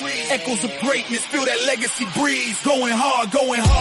Yeah, we run this yard, nothing but the best. We don't play it soft, bloodline stack heavy 52, way so strong in this dog-eat-dog world. We know where we belong, the yard where greatness prevails. Pressure creates knowledge and hard work. It's how history bakes, all on the fucking deal. Pressure creates knowledge and hard work. It's how history bakes. Tails in the dirt, every chain spot turn, lessons learned hard. Like the scars we earn, no shortcuts taken. Champions ain't bought, just blood and sweat. This legacy taught from Mayday to Ace, Buck to G. Every warrior counts, we ain't losing no sleep. Heat like a furnace, knowledge is the key. In the yard we trust, we got the pedigree. Feel the intensity, blaze in the fight. In the shadows of the yard, we rewrite the night. From the ring to the chain, we like kings cut out. Mo and Mike, every victory's what we shout. Going hard. Yeah, we run this yard, nothing but the best. We don't play it all, bloodline stacked heavy 52, way so strong in this dog-eat-dog world. We know where we belong, the yard in the dirt. Yeah, knowledge and hard work. It's how history bakes. Yard in the dirt. Yeah, knowledge and hard work. It's how history bakes. Yeah, legacy in the dirt. Yeah, to that fame. The game APBT. Remember the name, so step back. If you can't handle the heat, the yard's going hard. Put the game on repeat. It's Mo and Mike. Kings in this game, going hard. Kennels forever reign the same, nigga. Yeah. Better know my head, but Don't talk about it, be about it. That's the code we live in the game with them pit bulls. See the proof and how to give from the pit to the trophies. Every chain, every game. Don't talk about it, be about it, be about it. Don't talk about it, be about it. That's the code we live in the game with them pit bulls. See the proof and how to give from the pit to the trophies. Every chain, every game. Don't talk about it, be about it, be about it. Most wanted kennels in the spotlight, danger alert, come with the name. Super kennels competition, all built for the fame. Work kennels was the work and work, while Cherokee kept the game strong. Evolution built a bloodline, where the heart come from. These dogs ain't hype, they the truth in the pit. Every pedigree stamp, when them paws hit the street. Ain't no fairy tales, this that real y'all grit. Don't talk about it, be about it. That's the pit bull script. Shout the brothers with the backbone thick. Veer brothers, color brothers, Bishop brothers legit. They don't talk about it, they be about it every day. Put the work in and y'all let the results say. Them boys on the rise, yeah, the circle stay tight. Plow boys, wall boys, Havana boys in the fight. Different flags, same ground, same fire, same spit. Don't talk about it, be about it. That's the litmus test. Legend of doom, behind set tone. Loctite, locked in, carved in stone. Church boys hold it with the pit bull gauge. Fruit colors on man, Sean B in the maze. Arsenal game bill, but your knife stay sharp. Only in America, walk them down Ram in the dark. DSK and Mad Ohio dog, pound by hard when they hit. Praise to the men who rock this shit. Don't talk about it, be about it. Yeah, they live it. Fat boy the legend, Bill Buster, real strong, Southern Bulldog, keep the bloodline long. Latin force pressure, sniper don't miss. Shaded day, shaded with a killer instinct. Twist, super night power, unit whole rank. Boot camp, click hitting like a Sherman tank. Little fine with the vision. Tennessee dog pound, got their eyes on the pit. All legendary, really the shit. Don't talk about it, be about it. Yeah, they built it brick by brick. Yeah, they built it brick by brick. Yeah, they built it brick by brick.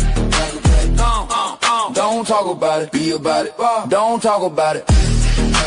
That's the yard law, from the pups to the legends. Everybody stand tall. Every name on this track got a story that's lit. Don't talk about it, be about it. Every name on this track got a story that's lit. Don't talk about it, be about it. Call this some legendary pit bullshit, pit bullshit, pit.